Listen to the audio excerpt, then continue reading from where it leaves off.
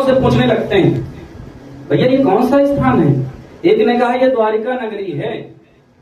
बोले द्वारिका है तो कन्हैया कहाँ रहता है? बोले कौन कन्हैया? अब उसको पता ही नहीं था, वो चला गया। एक दूसरा राहगीर आया, उससे भी वही प्रश्न किया, कन्हैया का घर कहाँ है? बोले कौन कन्हैया? अब कोई जानता ही नहीं था। तो पूरी कहानी सुनाई। अरे मथुरा में कंस के कारागार में जिनका जन्म हुआ, हाँ, गोकुल में जिन्होंने पलना झूला, वृंदावन में आके जिन्होंने सुंदर लीलाएं करी, कंस का उद्धार करके जो द्वारिका आकर के द्वारिकाधीश बन गए। बोले अच्छा उनके बारे में बात कर रहे हो? अरे उनको कन्हैया का आना कोई नहीं कहता। बोले क्या कहते हैं? बोले उनको तो हम लोग कहते हैं कि धर्म चक्रवर्ती राजाधिराज महाराजाधिराज गो विप्र प्रतिपालक श्री श्री 1008 श्री कृष्णचंद्र जी महाराज, हम लोग ऐसा कहते हैं।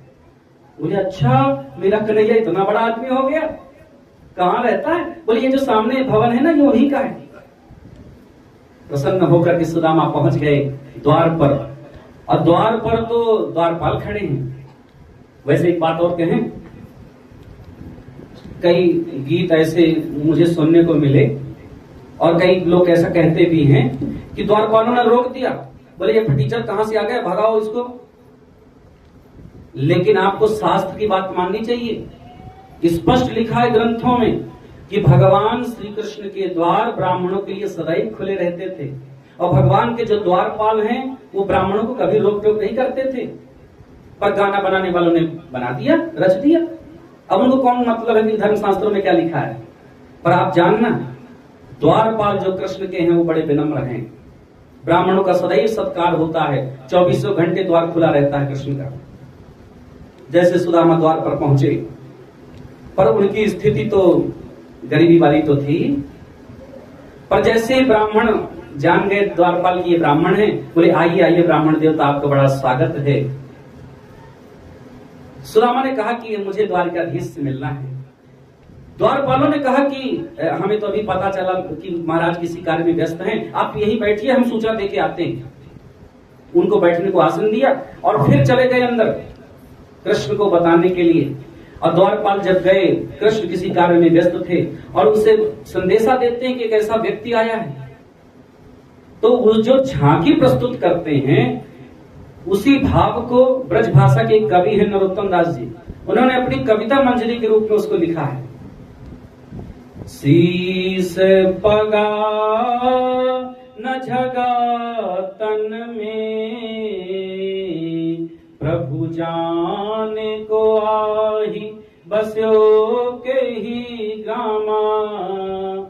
धोती फटी सिलटी दुपटी, अरुपाय उपानह की नहीं सामा। द्वार खड़ो तिज दुर्बले, रह्यो चकिसों वसुधाय अभिरामा। पूछत दीन दयाल को धाम, अब बतावत आपुनि नाम सुदामा।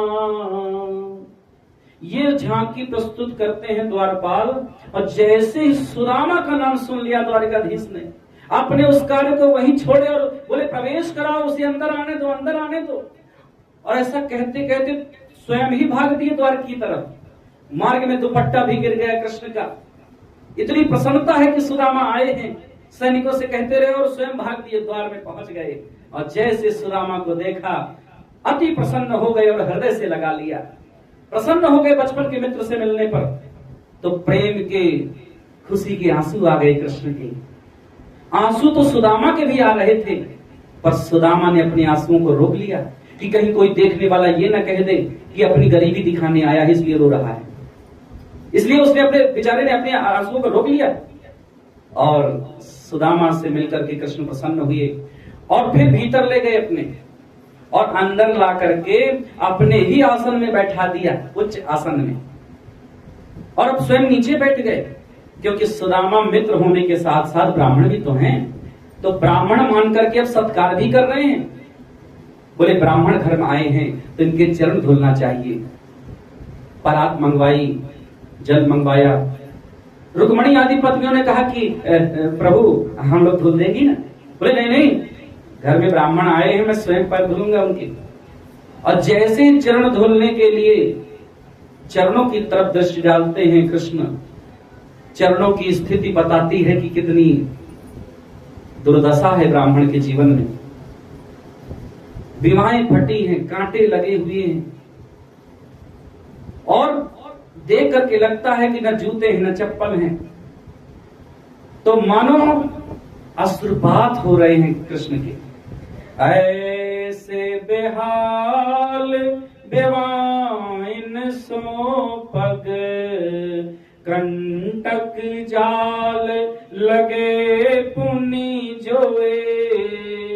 हाय महादुख पायो सखा,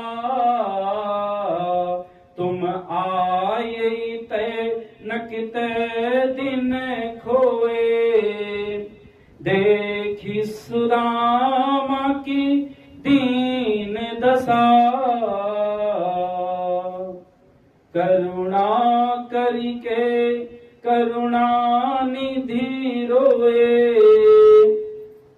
पानी परात को हाथ छुयो नहीं, नैनन के जल से पग धोए। मानो भगवान के इतने अश्रुपात हुए कि पानी की जरूरत ही नहीं पड़ी, नेत्रों के जल से, आंसुओं से ही सुदामा के चरण धुल दिए। और अंतःपुर की उनकी जितनी स्त्रियां थी, पत्नियां थी, सब आश्चर्य से देख रही हैं कि इस ब्राह्मण ने पता नहीं कौन सा इतना बड़ा पुण्य किया था किसी जन्म में कि साक्षात द्वारिकाधीश चरण धुल रहे हैं, और पता नहीं कौन सा इसने पाप किया था कि फटीचर बना फिरता है। और गंध पुष्प धूप दीप नैवेद्य से सुदामा ब्राह्मण का पूजन करते हैं। और पूरा पूजन जब हो गया तो अब मित्रता के रोल में आ गए। अब हाथ में हाथ रख दिया और बगल में बैठ के आके और बोले कि ब्राह्मण देवता बहुत अच्छा किया सुदामा, बचपन में हम लोग पढ़ते थे गुरुकुल में, और तब से तुम आज मिले हो, बहुत अच्छा किया। कुशल समाचार पूछने लगते हैं और इशारों में अपनी पत्नियों से कहा कि आओ तुम लोग भी चरण स्पर्श करो, प्रणाम करो ब्राह्मण को। तो रुक्मणी आदि पत्नियां भी एक एक करके आ रही हैं। रुक्मणी ने आके प्रणाम किया सुदामा को। सुदामा ने कहा सौभाग्यवती भव। फिर जाम्बवती आई, कल्याणवती भव। फिर सत्यभामा आ गई तो बोले पुत्रवती भव। अब देखो 2 4 10 पत्नियां हो तो आशीर्वाद दे मुंह से जोर जोर से और हाथ उठा उठा के। अब 50 के ऊपर जब संख्या बढ़ गई और 16,108 पत्नियां हैं, अब 50-60 के ऊपर संख्या हुई तो हाथ भी दुखने लगा, अब मुंह भी दुखने लगा। अब जैसे 100 के पार संख्या हुई तो अब हाथ से आशीर्वाद देना बंद कर दिया, अब केवल मुंह से दे रहे हैं। और 150-200 की संख्या जब पार हुई तो मुंह इतना दुखने लगा कि अब पूरा बोल भी नहीं रहे। जैसे पहले कहते थे ना कल्याणवती भव, पुत्रवती भव, सौभाग्यवती भव, अब केवल कह रहे हैं भव भव भव, ऐसे आशीर्वाद देते हैं। जब बहुत लंबी संख्या देखी सुदामा ने तो कृष्ण से बोले, क्यों कन्हैया, ये आस पड़ोस की भी आ गई हैं क्या? हाँ, कभी कभी विशिष्ट लोग आते हैं तो आस पड़ोस की भी आ जाती हैं मिलने देखने। तो मुस्कुराते हुए कृष्ण का नहीं नहीं, सब अपनी है। सुदामा भी मुस्कुराने लगे। और इसके बाद कृष्ण ने पूछा कि क्यों मित्र, बचपन के बाद आज भेंट हुई है, और मुझे याद है कि जब गुरुकुल में हम लोग साथ में पढ़ते थे तो हम लोग जब मित्र आपस में शादी विवाह की कुछ बातें होती थी तो आपका मन बिल्कुल नहीं लगता था। तो मुझे एक डाउट है कि आपने विवाह किया कि नहीं किया, क्योंकि आपका मन तो पहले भी नहीं लगता था। सुदामा ने कहा कि मेरा मन तो बिल्कुल नहीं था विवाह करने का, लेकिन क्या करूं, माता पिता बिल्कुल हाथों के पीछे पड़ गए तो फिर विवाह करना पड़ा। तुम्हारी भाभी आ गई है, नाम है सुशीला। कृष्ण ने कहा कि अच्छा भाभी आ गई, आपने विवाह कर लिया, तो बताओ कैसे मित्र हो तुम हमारे, हमको न्योता तक नहीं दिया। अरे निमंत्रण तो देना चाहिए था, हम भी बारात में चलते। सुदामा ने कहा नाटक मत करो, मैंने एक विवाह किया तो तुम्हें नहीं बुलाया, तुमने तो 16,108 विवाह किए, मुझे कब न्योता दिया, मुझे कब बुलाया? कृष्ण ने कहा कि मित्र, तुम्हारे तो विवाह की डेट निश्चित रही होगी, पंडित जी ने मुहूर्त निकाला होगा, कार्ड छपे होंगे, तुमने कार्ड बांटे होंगे। और मेरे जितने भी विवाह हुए हैं 16,108 सब बिना डेट के हुए हैं। कोई मुहूर्त नहीं था, कोई तिथि निश्चित नहीं थी। 5 बजे तक कोई प्लान नहीं और 7 बजे बहू घर में है। इस तरह के तो मेरे विवाह हुए हैं। तो इसलिए मैं कैसे न्योता देता है आपको। और कृष्ण ने कहा कि मित्र, यदि भाभी आ गई हैं तो निश्चित उन्होंने कुछ ना कुछ भेंट दी होगी। बताओ क्या भेंट भेजी है। आप पोटली लिए थे, कांख में दबाने लगे, छिपाने लगे। और ये देख करके कृष्ण ने कहा, मित्र सुदामा, आप तो ये छिपाने की आदत आज भी छोड़ नहीं पाए। बचपन की आदत है आपकी ये छिपाने की। अभी बचपन की बातें याद करने लगे कृष्ण। कहते आपको याद है बचपन में हम लोग गुरुकुल में पढ़ते थे। एक दिन की बात है, गुरु माता ने कहा था कि जाओ ईंधन ले आओ वन से। और हम दोनों चल दिए थे और जाते जाते गुरु माता ने कुछ चने दिए थे आपको कि जब भूख लगे तो दोनों लोग खा लेना। और बंधुओं और सुदामा, जब हम वहां वन में आए तो ऐसी मूसलाधार बारिश होने लगी, सब तरफ जल ही जल, इतनी ठंड हो गई, हम लोग तो कपने लगे और वृक्ष में चढ़ गए ताकि कहीं डूब न जाए जल में। भयंकर प्रलय हो रही थी और बिजलियां टकरा रही थी और रात भर हम ठिठुरते रहे और किटकिट की आवाज आने लगी। तो मैंने पूछा था कि भैया क्या हो रहा है, आवाज कैसे? तो आपने कहा कि ठंड लग रही है। अच्छा देखो, भागवत में तो नहीं लिखा, पर लोग कहते हैं कि सुदामा ने वो चने खा लिए थे जो कृष्ण का भाग था, तो चूंकि दूसरे का हिस्सा खाया इसीलिए गरीब हो गया। लेकिन ऐसी बात नहीं है बंधुओं। पुराणांतरों में मैंने पढ़ा है कि सुदामा ने जानबूझकर कि वो चने नहीं दिए थे, क्योंकि दुर्वासा ऋषि द्वारा शापित थे वो चने। उन्होंने श्राप दिया था कि ये जो चने जो भी खाएगा वो गरीब हो जाएगा। सुदामा नहीं चाहते थे कि मेरा मित्र गरीब हो, इसलिए उन्होंने जानबूझकर वो चने खा लिए थे ताकि विपत्ति मेरे जीवन में रहे पर कृष्ण के जीवन में कोई विपत्ति नहीं होनी चाहिए। सुदामा ने कहा मुझे याद है। फिर रात भर हम लोग वहां रहे। सुबह सुबह गुरुजी आए अपने शिष्यों के साथ और गुरुजी बहुत प्रसन्न हो गए थे। बोले कि तुम लोगों ने अपने प्राणों की चिंता नहीं की, गुरु आज्ञा का पालन करते रहे। और खूब आशीर्वाद दिया था हम दोनों को कि तुष्टो हम्भो तुजश्रेष्ठाः सत्याः सन्तु मनोरथाः। शिष्यों, तुम लोगों ने बड़ी सेवा की है गुरु की, तो गुरु जी ने आशीर्वाद दिया था कि जाओ तुम्हारे मनोरथ सिद्ध हो जाएं और तुमने जो विद्या पढ़ी है वो सब सफल हो जाए और कोई तुम्हें किसी विद्या में परास्त ना कर सके। बोले हाँ मुझे याद है। कृष्ण ने कहा कि वो सब तो ठीक है, पर ये बताओ भाभी ने भेजा क्या? तो फिर छिपाने लगे।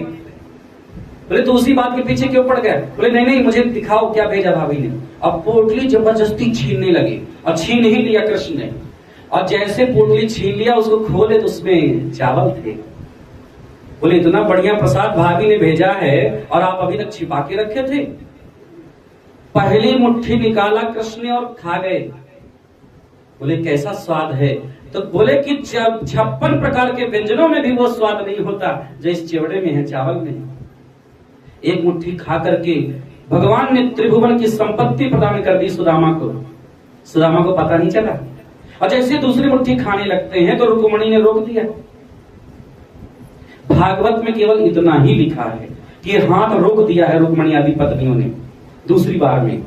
लेकिन क्यों रोक दिया, इसके पीछे विद्वानों ने कई प्रकार के भाव व्यक्त किए। एक भाव ये है कि रुक्मणी आदि पत्नियों ने इसलिए रोक दिया कृष्ण को कि एक मुट्ठी खा करके तो आपने सारी संपत्ति दे दी, दान कर दी, और कहीं दूसरी मुट्ठी खा करके हम ही लोगों का दान तो ना कर देंगे, इसलिए रोक दिया। एक भाव ये है कि सुदामा का सारा कष्ट आपने दूर कर दिया एक मुट्ठी खाकर, कहीं दूसरी मुट्ठी खाकर के स्वयं सुदामा तो नहीं बनना चाहते। तीसरा भाव ये है, रुक्मणी आदि पत्नियां ये कहना चाहती हैं कि ये कच्चे चावल हैं, ज्यादा खाएंगे तो पेट खराब हो जाएगा। एक भाव ये भी है कि क्या सारे चावल आप अकेले अकेले खा लेंगे, हम लोगों को नहीं देंगे? तो इस प्रकार के कई भाव विद्वानों ने व्यक्त किए हैं। और बंधुओं, भगवान ने वो चिवड़ा खाकर के सारी संपत्ति दे दी और सुदामा को जो दिया भगवान ने वो सुदामा को पता तक न चला। दान तो बंधुओं वही श्रेष्ठ होता है कि एक हाथ से दान करो तो दूसरे को पता ना चले। लेकिन विडंबना है, हम लोग तो थोड़ा मोड़ा भी कुछ करेंगे शुभ काम तो बिल्कुल ढिढोरा पीटेंगे, मैंने ये कर दिया, मैंने वो कर दिया, मैंने ये पुण्य कर दिया। लेकिन वास्तव में सत्कर्म वो है, दान वो है कि तुम दान कर दो, पता ना चले, वही श्रेष्ठ दान होता है।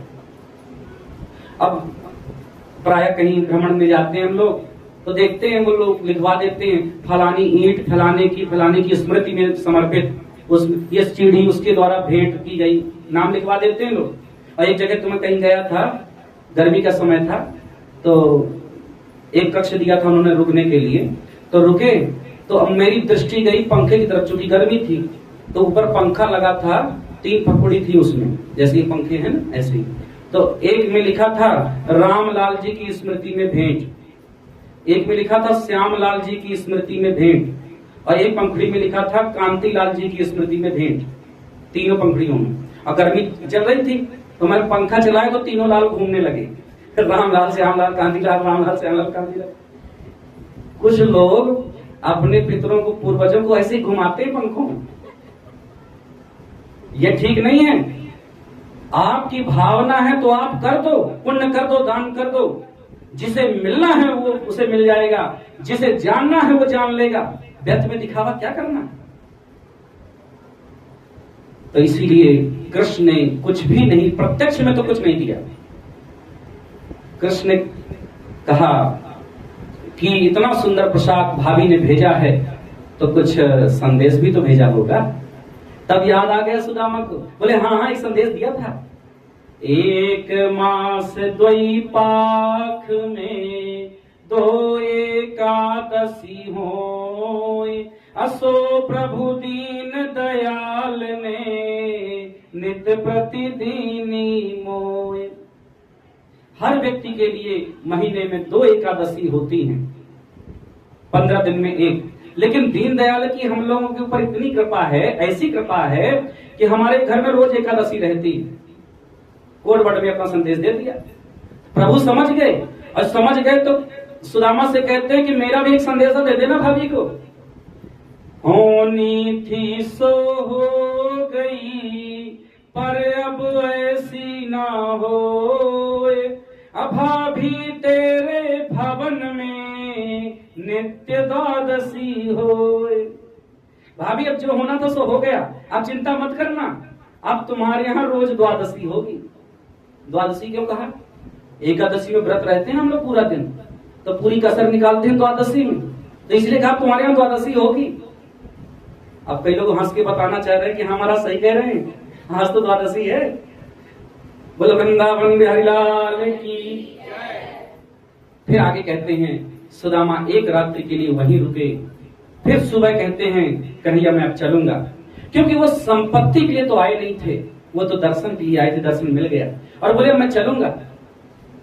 रात्रि में चरण सेवा भी की थी, भगवान ने बहुत सेवा किया, और जब चलने लगे तो नाटक भी करते हैं कृष्ण रोकने का, जैसे हम आप भी करते हैं ना, कोई घर में अतिथि आ जाए तो मन नहीं भी होता रोकने का, तो कह देते हैं ना हो तो रुक जाइए थोड़ी, एक आधे दिन रुक जाइए। हाँ, तो जैसे हम लोग नाटक करते हैं ऐसे ही भगवान कृष्ण ने भी नाटक किया, बोले ब्राह्मण देवता 1-2 दिन और रुक जाइए, और जबकि मन में चाहते हैं कि ये ब्राह्मण चला जाए और जाकर के अपनी संपत्ति को देख ले। सुदामा ने कहा नहीं प्रभु मैं चलूंगा, तो ज्यादा रोकने का फिर प्रयास भी नहीं किया, बोले ठीक है। और सुदामा वहां से प्रस्थान कर गए, और पूरे मार्ग में भगवान कृष्ण की ब्रह्मण्यता का स्मरण करते रहे कि क्वाहम दरिद्र पापियां तो कृष्ण श्रीनिकेतन, कहा मैं दरिद्र और पापी, कहा कृष्ण द्वारिकाधीश लक्ष्मीपति नारायण, उन्होंने अपने हाथों से मेरे चरण धुले, उनकी पत्नियां मेरे पंखा जल रही थी, और कृष्ण ने अपने पलंग पर मुझे बैठाया, अपने हाथों से मुझे खिलाया, और जब मैं भोजन करके बिस्तर पर सोया तो मेरे पैर दबाने लगे, बिल्कुल देवताओं की तरह उन्होंने मेरी पूजा की, इतना सत्कार किया। और रास्ते भर याद करते रहे, और जब अपनी सुदामापुरी में पहुंचे तो सुदामापुरी का तो कायाकल्प हो चुका है, सब दृश्य बदल चुके हैं। अब कहाँ झोपड़ियां हैं, अब तो बड़े बड़े भवन खड़े हैं। तो अपने घर के द्वार पर जब पहुंचे, बहुत बड़ा भवन बन चुका था। अब सुशीला का भी सब कुछ परिदृश्य बदल चुका था। अब तो बढ़िया सुंदर साड़ी है, बनारसी रेशमी, और बढ़िया सुंदर सोने के हार हैं, सोने के आभूषण भी धारण किए हैं, और सोने की थाली में आरती सजा लिया उसने। पता चल गया कि स्वामी आ गए द्वार पर। तो दास दासिया भी हैं उनके यहाँ, और सब बढ़िया आरती लिया सुशीला ने, और अपने पति के स्वागत के लिए बाहर आ रही है। और दास दासिया जो लगे हैं वो सब जयकारा भी लगा रहे हैं, बोलो सुदामा महाराज की, सुदामा महाराज की। और ये जयकारा सुना सुदामा ने तो सोचा कि हमारे ही नाम के कोई राजा महाराजा होंगे, उनके लिए ये लोग जा रहे हैं आरती लेकर। अरे हमारी आरती कोई क्यों करेगा। तो वो रास्ते से किनारे हो गए। तो जब किनारे खड़े हो गए तो वो सुशीला मुड़ गई सुदामा की तरफ और जाकर के आरती करने लगी। तो हाथ जोड़ करके सुदामा ने कहा, आपको भूल हो गई है, आपको पहचानने में भूल हो गई, मैं कोई राजा महाराजा नहीं हूं, मैं तो साधारण सा सुदामा हूं। सुशीला ने कहा, वाह स्वामी, अपने मित्र से ऐसे क्या मिलने गए कि अपनी पत्नी सुशीला को ही भूल गए। तो ध्यान से देखा सुदामा ने, तो अब कहाँ ये पचके गाल हैं गरीबी वाले, अब तो बढ़िया गाल भर आए हैं, अब बढ़िया सुंदर साड़ी है, स्वर्ण के आभूषण। बोले सुशीला तुम, ये सब कैसे हुआ? इतना बढ़िया भवन, ये दास दासियां, सोने की थाली, सोने के आभूषण, इतनी सुंदर साड़ी, ये सब कैसे हुआ? सुशीला ने कहा, ये सब द्वारिकाधीश की कृपा है। बोले द्वारिकाधीश ने हम दोनों की कामना पूर्ण कर दी। आपको उनके दर्शन चाहिए थे तो उन्होंने आपको दर्शन दे दिए, मुझे संपत्ति चाहिए थी तो उन्होंने मुझे संपत्ति दे दी। उन भगवान ने हम दोनों की मनोकामना पूर्ण कर दिया। और लिखा तो ये भी है कि पतिव्रता पतिं दृष्ट्वा प्रेमोत्कंठाश्रुलोचना मीलिताक्षिणमद्बुद्ध्या मनसा परिसस्वजे। सुशीला मन ही मन आलिंगन करती है, मतलब गले भी मिलती है, पर कैसे? मनसा परिसस्वजे, मन ही मन। अब आजकल जैसे वाला नहीं। अब आजकल की तो धर्मपत्नी हो तो भाई समाज में पति को गले लगा दे और कहते नहीं महाराज ये तो हमारे हस्बैंड हैं। वो तो मर्यादा का समय था बंधुओं, इसीलिए सुशीला ने मर्यादा का पालन किया। और सुदामा ने जब उस परिदृश्य को देखा, सुदामा ने कहा कि जो हमारे प्रभु द्वारिकाधीश हैं वो वास्तव में घनश्याम हैं, क्योंकि उनका नाम घनश्याम है। और ये जो बादल हैं ना बरसते हैं, ये भी, इनका भी नाम घनश्याम है। और दोनों का स्वभाव बिल्कुल एक जैसा है। जैसे बादलों को जब बरसना होता है वो बरस ही जाते हैं, वो किसी को दिखावा करने के लिए नहीं बरसते। अगर उनको दिखावा करना होता तो केवल दिन में बरसते, जब लोग जागते हैं। उनको बरसना होता है तो वो रात में भी बरस जाते हैं। ऐसे हैं भगवान द्वारिकाधीश, उनका भी नाम घनश्याम है। उनको भी जब कृपा बरसानी होती है तो वो बरसा ही देते हैं, हमको पता चले चाहे ना चले। लेकिन भगवान की इतनी भी कृपा है हम लोगों पर, फिर भी हम लोग उस कृपा का अनुभव नहीं करते। हम लोगों को अगर कोई एक गिलास पानी पिला दे तो 10 बार थैंक यू कहते हैं। और जिस गोविंद ने, जिन्होंने हमको इतनी व्यवस्था की है, मनुष्य का तन दिया, नेत्र दिए तो हम देख पा रहे हैं, कान दिया तभी तो कथा सुन पा रहे हैं, मुख दिया है, वाणी दी है तभी तो हम कथा कह पा रहे हैं। इतनी व्यवस्था गोविंद ने की। अच्छा, कई लोग तो कह देते हैं, मेरे सामने कई लोगों ने कहा, अब देखो मैं अपना एक स्वभाव बताऊं, मैं बहुत बार लोगों की बातें सुनता रहता हूं, मैं अंदर से बड़ी गंभीरता से उसका चिंतन करता हूं। सामने वाला अनुभव नहीं कर पाता पर मैं परीक्षण कर लेता हूं। अब कई बार मैंने सुना, मेरे सामने ही लोगों ने कहा, महाराज हम तो बहुत पूजा पाठ करते हैं, भगवान को बहुत मानते हैं, लेकिन भगवान तो हमको दुख ही दुख देते हैं, कोई सुख नहीं हमारे पास। अब कितना भी पूजा पाठ करो, माला जपो, कोई मतलब नहीं।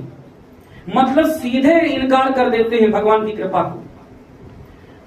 मेरे सामने यदि कोई आके ऐसा बोले, अगर मैं एक लिस्ट बनवाने लग जाऊं, बोलूं कि चलो कॉपी पेन उठाओ, वो थक जाएगा लिखते लिखते, इतनी कृपा है गोविंद की। आपके पास आंख है ना? कितनों के पास आंख नहीं है? क्या ये कृपा नहीं है? आप कथा सुन रहे हो कान से, सुनने की क्षमता है ना? कितनों को देखा है मशीन लगाए फिरते हैं फिर भी नहीं सुनाई देता है। कितनों के दांत नहीं, तुम्हारे दांत हैं। है? कितनी कृपा है गोविंद की। अगर ये भी ना समझ सको तो चले जाना किसी दिन फुर्सत से हॉस्पिटल का भ्रमण कर लेना, लोग कितने दुखी हैं, तब तुम्हें समझ में आएगा कि तुम पर कितनी कृपा है गोविंद की। लेकिन हम लोग भगवान की उस कृपा का अनुभव नहीं करते और अनंत इच्छाएं थोपते रहते हैं, हमारा ये काम कर दो, वो काम कर दो, वो काम कर दो। अगर एक भी काम होने से चूक गया तो फिर पूरा इल्जाम लगा देते हैं कि हमारे लिए भगवान ने किया ही क्या है। बनना है तो सुदामा की तरह बनो। जब सुदामा के कुछ नहीं था तो भी उसी तरह थे, और जब सब कुछ मिल गया तो भी उसी तरह रहे जैसे पहले रहते थे। वो भवन में नहीं रहे, पर्णकुटी में रहे। इसी तरह बनो। और भगवान ने अपनी दीन बंधुता का परिचय दिया है इस प्रकार से। बोले वृंदावन बिहारी लाल की। थोड़ा काम ही तो कर रहे हो भैया। बोले द्वारिकाधीश की। और इस प्रकार से सुदामा चरित्र की कथा सुखदेव जी महाराज ने राजा परीक्षित को श्रवण कराई। और अब कथा का प्रसंग आगे बढ़ रहा है बंधुओं। तो कहते हैं सुखदेव जी महाराज राजा परीक्षित से, अथैकदा द्वारवत्यां वसतो रामकृष्णयोः सूर्योपरागः सुमहानासीत् कल्पक्षये यथा। सूर्य ग्रहण का महान अवसर उपस्थित हुआ तो विद्वानों ने जाकर के द्वारिकाधीश से कहा कि प्रभु कुरुक्षेत्र में हम लोग चलें, क्योंकि सूर्य ग्रहण के अवसर पर वहां स्नान करने का बड़ा पुण्य है। तो भगवान ने तुरंत कहा कि हाँ, हम भी चलेंगे और हमारा परिवार भी चलेगा। तो द्वारिका से लोग पहुंचे। ऐसा लिखा है कि पांडव आदि, कुंती आदि भी पहुंचे, और ऐसा लिखा है कि राधा रानी भी पहुंची, नंद बाबा आदि भी पहुंचे। और एक दिन कथा में बताया था ना कि भगवान परसों का वादा करके आए थे और वर्षों बीत गए, ब्रज वापस नहीं लौटे। तो तब से लेके आज अब भेंट हुई है 100 वर्षों बाद यही कुरुक्षेत्र में। तो वहां सबकी भेंट होती है, सब मिलकर के एक दूसरे से बहुत प्रसन्न हो जाते हैं बंधुओं। द्रौपदी की भेंट होती है कृष्ण पत्नियों से, तो वो उनके विवाह के संबंध में प्रश्न पूछती हैं कि आप लोगों के विवाह किस किस प्रकार हुए, तो वो बताती हैं। फिर वसुदेव जी के यज्ञ का वर्णन होता है, उन्होंने एक यज्ञ भी किया था। और वहां से मिलकर के जब सब गोप ग्वाले लौटने लगे, गोपियां लौटने लगी, तो पता है इस बार किसी ने भी कृष्ण को वापस चलने को नहीं कहा। नंदो गोपाश्च गोप्यश्च गोविंद चरणाम्बुजे मनः क्षिप्तम पुनर्हर्तो मनीषा मथुराम ययुः। सब मथुरा के लिए प्रस्थान कर गए। किसी ने भी अपने मुख से ये नहीं कहा कि गोविंद आपने कहा वादा किया तो चलो, अब तो चलो। किसी ने नहीं कहा। क्यों नहीं कहा? क्योंकि सब लोग समझ चुके थे कि जिसमें प्रभु की प्रसन्नता उसी में हमारी प्रसन्नता। यही भक्ति का स्वरूप है बंधुओं। हम लोग अपनी खुशियां मांगते हैं। कोई भी व्यक्ति भगवान के सामने जाकर के ये नहीं कहता प्रभु आप तो कुशल से हैं, आपको तो कोई तकलीफ नहीं है। कोई नहीं कहता, बस अपनी तकलीफ सुनाते रहते, हमारा ये ठीक हो जाए, वो ठीक हो जाए, ये मिल जाए, वो मिल जाए। लेकिन भक्ति का स्वरूप मैंने और भी 1-2 दिन कथा में कहा है कि भगवान से कुछ नहीं मांगना, तुम केवल भक्ति करो, प्रेम करो और कह दो प्रभु आप चाहे में प्रसन्नता हो वो कार्य कर दो, आपकी प्रसन्नता में मेरी प्रसन्नता। देखो हम लोग जो रोज आरती करते हैं ना, आरती जो हम लोग करते हैं, आरती के वैसे मतलब तो बहुत हैं, शास्त्रों में विद्वानों ने कई प्रकार के बताए हैं, लेकिन आरती का एक मतलब ये भी है, आरती का मतलब है दुख।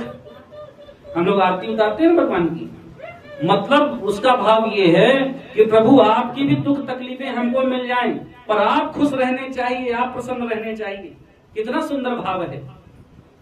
वो सुंदरकांड में आया ना, विभीषण कहते हैं कि श्रवण सुजसु सुन आयहूं प्रभु भंजन भवभीर त्राहि त्राहि आरति हरण शरण सुखद रघुवीर। त्राहि त्राहि आरति हरण, यानी जो शरण में आने वाले के दुख को दूर कर देते हैं। तो आरती का मतलब होता है दुख। वैसे मतलब कई हैं, पर उनमें से एक मतलब ये भी है। आरती उतार करके हम कहते हैं प्रभु आपके दुख हमको मिल जाए। आप खुश रहने चाहिए, और यदि मेरे रोने से आपको खुशी मिलती है, अगर मेरे रोने से आए तुमको हंसी तो मैं रो रो के तुमको हंसाया करूं। ये भाव होता है भक्तों का कि अगर मैं रो रहा हूं और तुमको हंसी आती है तो चलो मैं रो के ही तुमको हंसाऊंगा। ये भक्ति का प्रबल भाव होता है मन में।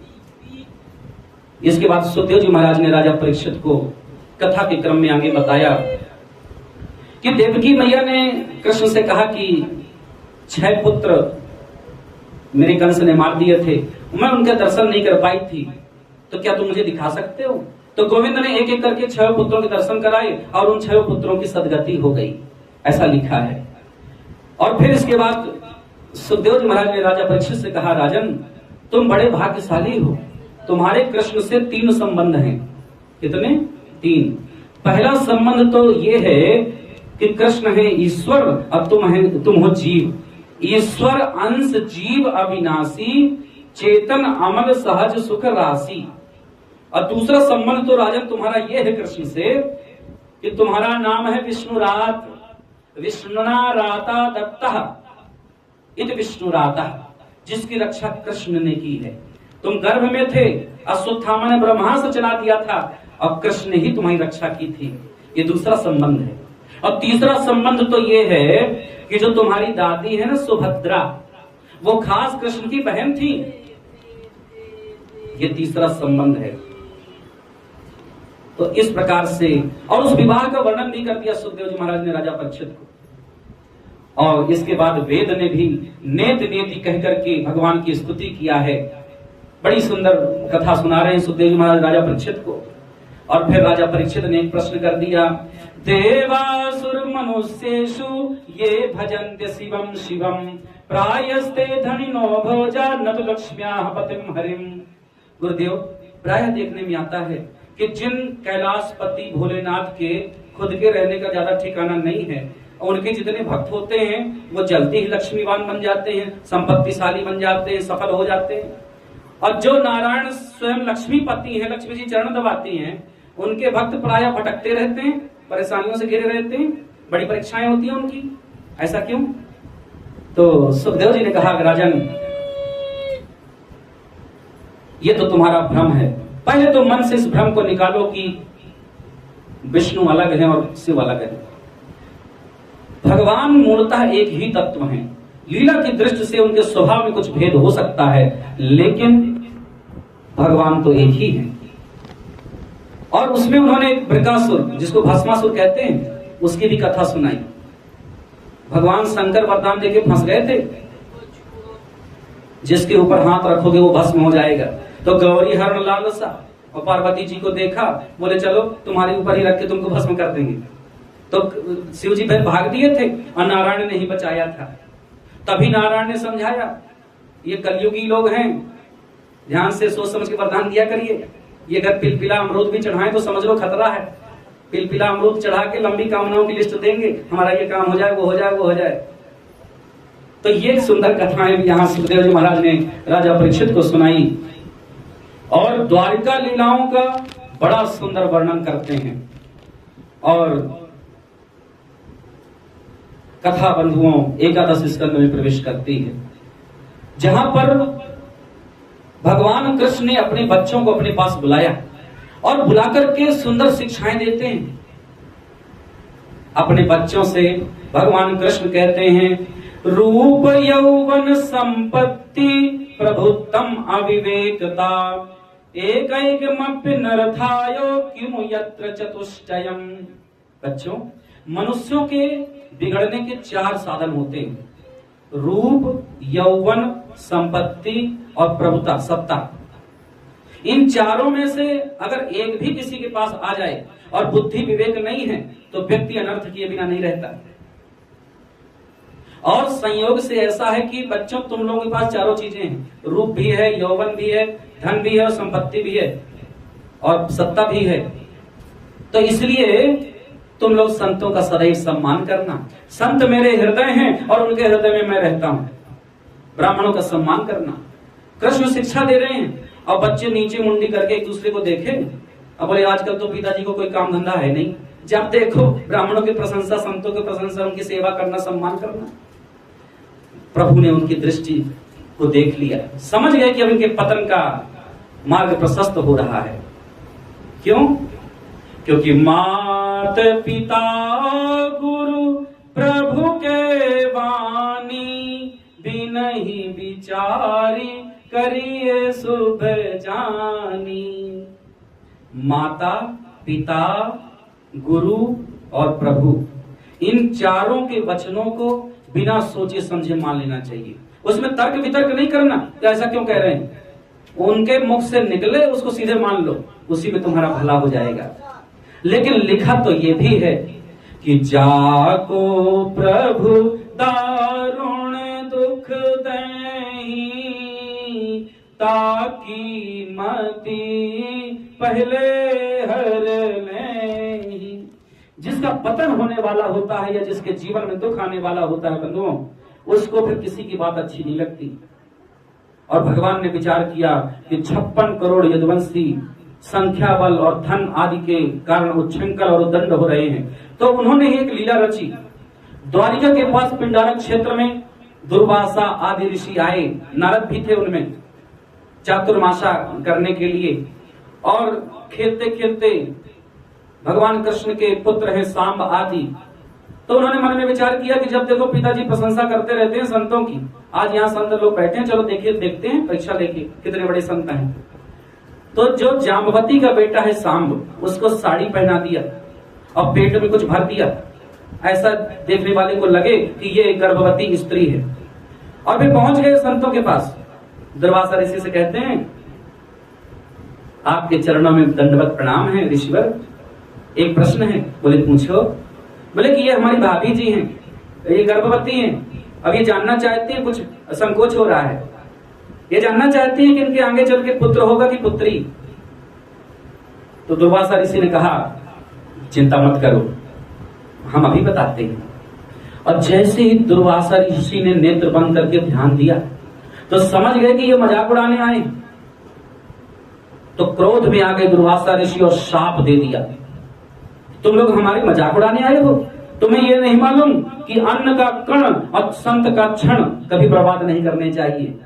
जाओ, जनयस्य दिवो वंदा मुस्लिम कुलनाशनम, इसके पेट से न बेटा पैदा होगा न बेटी, लोहे का ऐसा मुसल पैदा होगा जो तुम्हारे पूरे वंश का नाश कर देगा। अब वो सब घबरा करके भागी, पहुंच गए एक स्थान पर और लोहे की उस का बोले, चलो साड़ी हटाओ। और जैसे साड़ी उसको हटाए तो पेट से एक लोहे का मुसल गिरा। घबरा गए और ज्यादा। उस लोहे के मुसल को ले गए एक स्थान पर, उसको पीसा, उसके छोटे छोटे टुकड़े किए और समुद्र में फेंक दिया। ये सोच करके फेंक दिया कि शायद अब खतरा टल जाए। तो लोहे के मुसल के वही छोटे छोटे कण बह करके फिर से किनारे आ गए और ऐरक नाम की एक घास बन गए, जो बिना गांठ की घास होती है। और कुछ कण जो पिस नहीं पाए थे वो समुद्र के भीतर गए, तो एक मछली ने ले लिया और बाद में वही मछली मछुआरों के जाल में फंस गई। और मछुआरे ने जब उस मछली को काटा तो वो लोहे का कण निकला। उसने जरा नाम के बहेलिये को दे दिया और उस बहेलिये ने अपनी बाण की नोक में लगा लिया उसको। और इधर बंधुओं साफ हो गया। और जब से साफ हो गया है यदुवंश को, तो द्वारिका में संतों का आगमन कुछ कम हो गया। जिस राष्ट्र में, जिस प्रांत में, जिस गांव में संतों का, विद्वानों का, ब्राह्मणों का आगमन कम हो जाए, ये उसके लिए अच्छा संकेत नहीं है। और बंधुओं, इसके बाद नारद जी का आगमन जब हुआ द्वारिका में, तो नारद जी और वसुदेव जी का सुंदर संवाद होता है, जिसमें वसुदेव जी ने भागवत धर्म क्या है ऐसा प्रश्न पूछ लिया। तो उसी संदर्भ में नारद जी ने नव योगेश्वर संवाद की कथा सुनाई। बोले वसुदेव जी, जो आपने मुझसे प्रश्न किया है, यही प्रश्न राजा निमि जनक ने नव योगेश्वरों से किया था कि यह भागवत धर्म है क्या। ध्यान से सुनना, जो व्यक्ति अपने जीवन में भागवत धर्म का पालन करता है उसकी सदगति जरूर होती है, उसका कल्याण अवश्य होता है।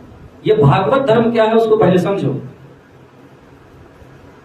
राजा निम जनक ने नव योगेश्वर से कहा, दुर्लभो मानुषो देहो देहिनां क्षण भंगुरः तत्रापि दुर्लभम मन्ये वैकुंठ प्रिय दर्शनम। कहते हैं एक तो मनुष्य का शरीर मिल जाना ही दुर्लभ है, और यदि ये प्राप्त हो भी जाए तो ये क्षण भंगुर है, ये शरीर पता नहीं कब समाप्त हो जाए। और उसमें भी ज्यादा दुर्लभ तो ये है कि संत महात्मा जो सच्चे संत हैं उनके दर्शन हो जाएं, ये और ज्यादा दुर्लभ है। तो आप नवयज्ञेश्वर के दर्शन हुए हैं, मुझे भागवत धर्म के बारे में बताइए, कल्याण का मार्ग क्या है, भागवत धर्म क्या है। तो नवयोगेश्वरों ने उस विषय में समझाया। समझाते हुए कहते हैं, भगवान के श्रीमुख से जो बातें निकली हैं वो सब भागवत हैं, और उन पर चलना भागवत धर्म का पालन करना है। कई प्रकार से परिभाषाएं बताई, पर अंत में एक बड़ी सुंदर सरल परिभाषा बता देते हैं भागवत धर्म की।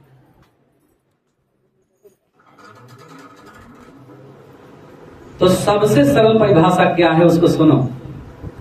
कायेन वाचा मनसेन्द्रियैर्वा बुद्ध्यात्मना वानुप्रकृति स्वभावात् करोति यद्यत् सकलं परस्मै नारायणायेति समर्पयेत्।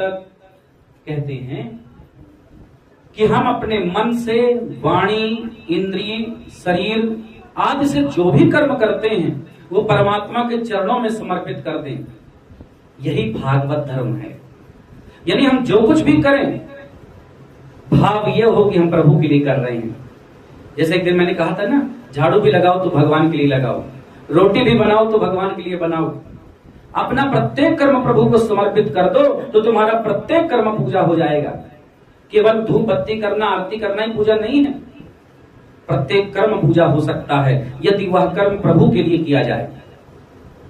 और इसके बाद भक्तों की श्रेणियां बताई, भागवत धर्म की धाराएं बताई, विश्वास करना, परमात्मा से संबंध जोड़ना और समर्पण कर देना। फिर माया का स्वरूप बताते हैं और माया से मुक्ति प्राप्त करने का उपाय भी बताते हैं। अच्छा, माया क्या पता है? अब कई लोग तो मिलो तो कह देते हैं महाराज क्या बताएं, माया में फंसे हैं। और माया है क्या? सुनना चाहो तो बड़े सरल शब्दों में बता दें। जैसे मान लो यहां पर कोई प्लास्टिक की रस्सी बांध दी जाए और उस प्लास्टिक की रस्सी में ऊपर पाइप लगा दिया जाए, वो जो पाइप घूमता हो, और उसी में लगा दिया जाए कोई खाने की वस्तु, चिपका दिया जाए कोई चॉकलेट या कुछ और कहीं से उड़ता हुआ आया एक तोता पक्षी, और उसने जब देखा कि इसमें खाने की वस्तु लगी है तो वो अपने दोनों पैरों से उसमें बैठा पाइप में खाने के लिए, और जैसे बैठा तो फिर ऐसे लटक गया नीचे को, और बहुत देर तक लटका रहा। तो कहीं से उड़ते उड़ते दूसरा तोता भी आया। उसने कहा क्यों भाई जी, काहे लटक रहे हो, क्या हो गया? तो उसने कहा कि मैं क्या बताऊं, ये पाइप है कि मुझे छोड़ता नहीं। तो दूसरे तोते ने कहा कि पाइप तुम्हें नहीं छोड़ता कि तुम पाइप नहीं छोड़ रहे हो? अरे तुम छोड़ दो तो उड़ने लगो, अब तुम छोड़ ही नहीं रहे, लटके हो जब से। यही हाल माया का है बंधुओं। माया ने तुमको जकड़ रखा है कि तुमने माया को जकड़ रखा है? बड़ी गंभीर बात है, सोचना इस पे। और कर्मयोग के विषय में भी प्रश्न पूछते हैं तो कर्मयोग का भी विस्तार से वर्णन करते हैं। भगवान की ध्यान पद्धति के बारे में बताया, और फिर उसके बाद कहते हैं कि ये जो भागवत धर्म है इसका जो व्यक्ति पालन करता है उसकी सदगति होने में कोई संशय नहीं है। इसके बाद सुखदेव जी महाराज ने राजा परीक्षित से कहा कि राजन, इसके बाद ब्रह्मा, शिव आदि के साथ सभी देवी देवता भगवान कृष्ण से मिलने पहुंचे और भगवान कृष्ण से निवेदन किया कि एक बार हम ही लोग आपके पास आए थे ये निवेदन करने कि प्रभु पृथ्वी का भार उतारिए, राक्षसों का अंत करिए। अब आपने वो सब कार्य कर दिया है तो इसलिए आप फिर से परम धाम के लिए प्रस्थान करिए। तो कृष्ण ने उन सबसे कहा कि मैं अपने सामने अपने वंश को कल्याण करा दूं, फिर मैं आऊंगा। वो सब स्तुति करके चले गए, और न जाने कहां से उद्धव जी को पता चल गया कि प्रभु अब जाने का मन बना रहे हैं, तो उद्धव जी आ गए। यहीं से भागवत में प्रारंभ हो जाता है कृष्ण उद्धव संवाद। उद्धव जी कृष्ण से कहते हैं, नाहं तवांग्रि कमलं क्षणार्धमपि केशव त्यक्तुं समुत्सहेना स्वधाम नयमामपि। प्रभु, आपके बिना तो आधे क्षण भी हम अपने जीवन की कल्पना नहीं कर सकते, और आप जाने का मन बना रहे हैं, ऐसा हमने सुना है। तो भगवान कृष्ण ने उद्धव से कहा, उद्धव पहले तो अपने मन से इस भ्रम को निकालो कि मैं कहीं आता हूं कि जाता हूं। मैं दिख जाता हूं तो लोग कह देते हैं भगवान आ गए, और नहीं दिखा तो बोले चले गए। न मेरा आना होता न जाना होता, मैं तो सदा सर्वत्र विद्यमान रहता हूं, सदैव। उद्धव ने कुछ प्रश्न पूछे, बोले प्रभु आगे कलयुग आ रहा है, कलयुग में लोगों की मन स्थिति बड़ी विचित्र हो जाती है। लोग अच्छाई कम ग्रहण करते हैं, बुराई ज्यादा ग्रहण करते हैं। हाँ, एक बार कोई सच बोल देता है तो सोचता है बस राजा हरिश्चंद्र के बाद हम ही सत्यवादी पैदा हुए हैं, और 50 बार झूठ बोलता रहता है, उसकी कोई गिनती नहीं। कोई शुभ काम करेगा तो सोचेगा 150 लोग जान ले कि मैंने बड़ा अच्छा काम कर लिया। अब बुरा काम करेगा तो सोचेगा पड़ोसी भी ना जानने पावे। किसी की प्रशंसा कर दो तो लोग कहेंगे तुम्हारा रिश्तेदार होगा तभी तो प्रशंसा कर रहे हो, और किसी की निंदा कर दो तो बोले कि तुम मां से जानते हो, हम तो 3 पीढ़ियों से जानते हैं, खानदान ही ऐसा है। लोग अच्छाई कम ग्रहण करते हैं, बुराई ज्यादा ग्रहण करते हैं। तो कलयुग में लोगों के कल्याण का उपाय क्या है प्रभु? तो कृष्ण भगवान कहते हैं उद्धव से कि सीधी सी बात है उद्धव, कि एक म्यान में 2 तलवार नहीं रह सकती। म्यान में या तो 2 तलवार नहीं हो सकती, एक ही होगी। तो या तो मन में मुझको बैठा लो या तो संसार को बैठा लो। तो सबसे सच्चा और सरल तरीका है कि कर से कर्म करहूं विधि नाना, अमन राखूं जहां कृपा निधाना। अपने संसार के काम करते चलो, काम करते चलो, नाम जपते चलो, हर समय कृष्ण का ध्यान धरते चलो, काम की वासना को मिटाते चलो, कृष्ण गोविंद गोपाल गाते चलो। संसार के अपने काम भी करते चलो, जिम्मेदारियां भी निभाओ, पर भगवान का स्मरण भी बना के रखो। और सरल भाषा में यदि बता दें तो मन से संसार के प्रति वैराग्य होना चाहिए और भगवान के प्रति अनुराग होना चाहिए। यही कल्याण का सबसे सुगम और सरल मार्ग है। फिर बोले कि ये वैराग्य क्या है प्रभु? उद्धव जी ने पूछा। तो वैराग्य बताते हैं कि 3 प्रकार के होते हैं। एक होता है मरकट वैराग्य, एक होता है स्मशान वैराग्य, और तीसरा होता है सच्चा वैराग्य। बता दें।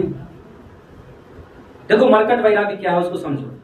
मरकट का मतलब होता है बंदर। बंदर को कभी ध्यान से देखा? एक शाखा से दूसरी शाखा में उछल कूद करता रहता है। ऐसे ये जो मरकट वैराग्य है ये भी हम लोगों के जीवन में आता है, कभी न कभी जरूर आता है। उदाहरण से समझा दे। जैसे एक बाबूजी थे, नौकरी में थे। अब जब तक नौकरी में थे तो मन में सोचते थे कि रिटायर होंगे, फिर भागवत सुनेंगे, भगवान का भजन करेंगे और घर परिवार बच्चों को जिम्मेदारियां सौंप देंगे, निश्चित हो जाएंगे। और रिटायरमेंट जब हुई बाबूजी की तो कोई ऐसा बना कि पत्नी का देहांत हो गया। अब घर में वो अकेले पड़ गए। अब घर में लड़का है, बहू है, एक नाती है। अब देखो घर में अब बार बार बातों ही बातों में अब ढूंढते रहते हैं हमारा अपमान कहाँ हो रहा है। हाँ, तो एक दिन सुबह 7 बजे बहू चाय लेकर के आई। बाबूजी चाय ले लीजिए। अब जैसे बाबूजी ने एक चुस्की ली चाय की, नाराज हो गए, गर्म हो गए। बहू बहुत हो गया, बहुत दिन से मैं सह रहा था लेकिन अब सहना नहीं हो पा रहा। बोले क्या हुआ बाबूजी? हाथ जोड़ लिया बहू ने। अरे ये रोज रोज की बेइज्जती मुझे बर्दाश्त नहीं है। हाँ, कभी चाय में शक्कर नहीं, कभी सब्जी में नमक नहीं, और तुम लोग मेरा बड़ा अपमान करते हो। हाँ, मेरी पत्नी नहीं है ना, अब मैं कमाता नहीं हूं ना, इसलिए मेरा सम्मान नहीं करते तुम लोग। और वो बात में यही कमियां ढूंढते रहेंगे। अब फिर बहू ने बहुत हाथ जोड़ के बोला, नहीं बाबूजी, वो डॉक्टर ने मना किया है ना, शुगर है इसलिए तो शक्कर कम देते हैं।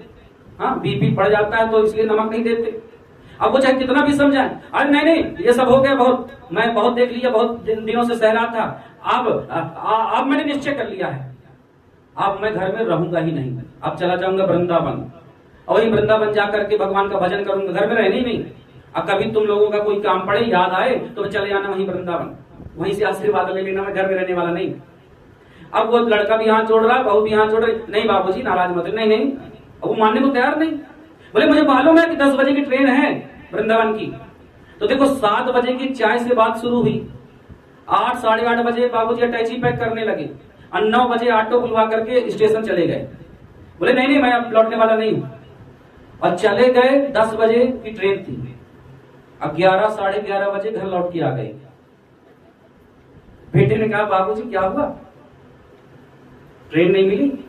बोले ट्रेन आई थी, टाइम से नहीं थी, आई थी टाइम से, 10 बजे का टाइम था, 10 बजे आ गई थी, मैं 9:30 बजे स्टेशन पहुंच गया था, और ट्रेन आके खड़ी हो गई, और मैं अटैची लेके चढ़ने ही वाला था ट्रेन में, तो मुझे नाती की याद आ गई। बेचारा सुबह उठते ही बब्बा जी कहाँ, बब्बा जी कहाँ, ढूंढने लगता है, मेरे साथ ही भोजन करता है, मेरे साथ ही टहलने जाता है, और मेरे बिना रहता नहीं। तो मुझे लगा उसकी क्या गलती है बेचारे की, तो उस नाते की याद आ गई, इसलिए मैं लौट के आ गया हूँ। ये मत सोचना कि तुम लोगों के लिए लौट के आया हूँ, और यदि आगे से कोई गलती की तो फिर मैं लौटने वाला नहीं हूँ, फिर मैं वृंदावन में ही जाके रहूंगा। इसको कहते हैं मरकट वैराग्य। कभी कभी आता है ना जीवन में हम लोगों के भी, लगेगा कि संसार में रखा ही क्या घर में, चलो छोड़ दो घर परिवार, चलो चले जाओ कहीं एकांत में भगवान का भजन ही करेंगे।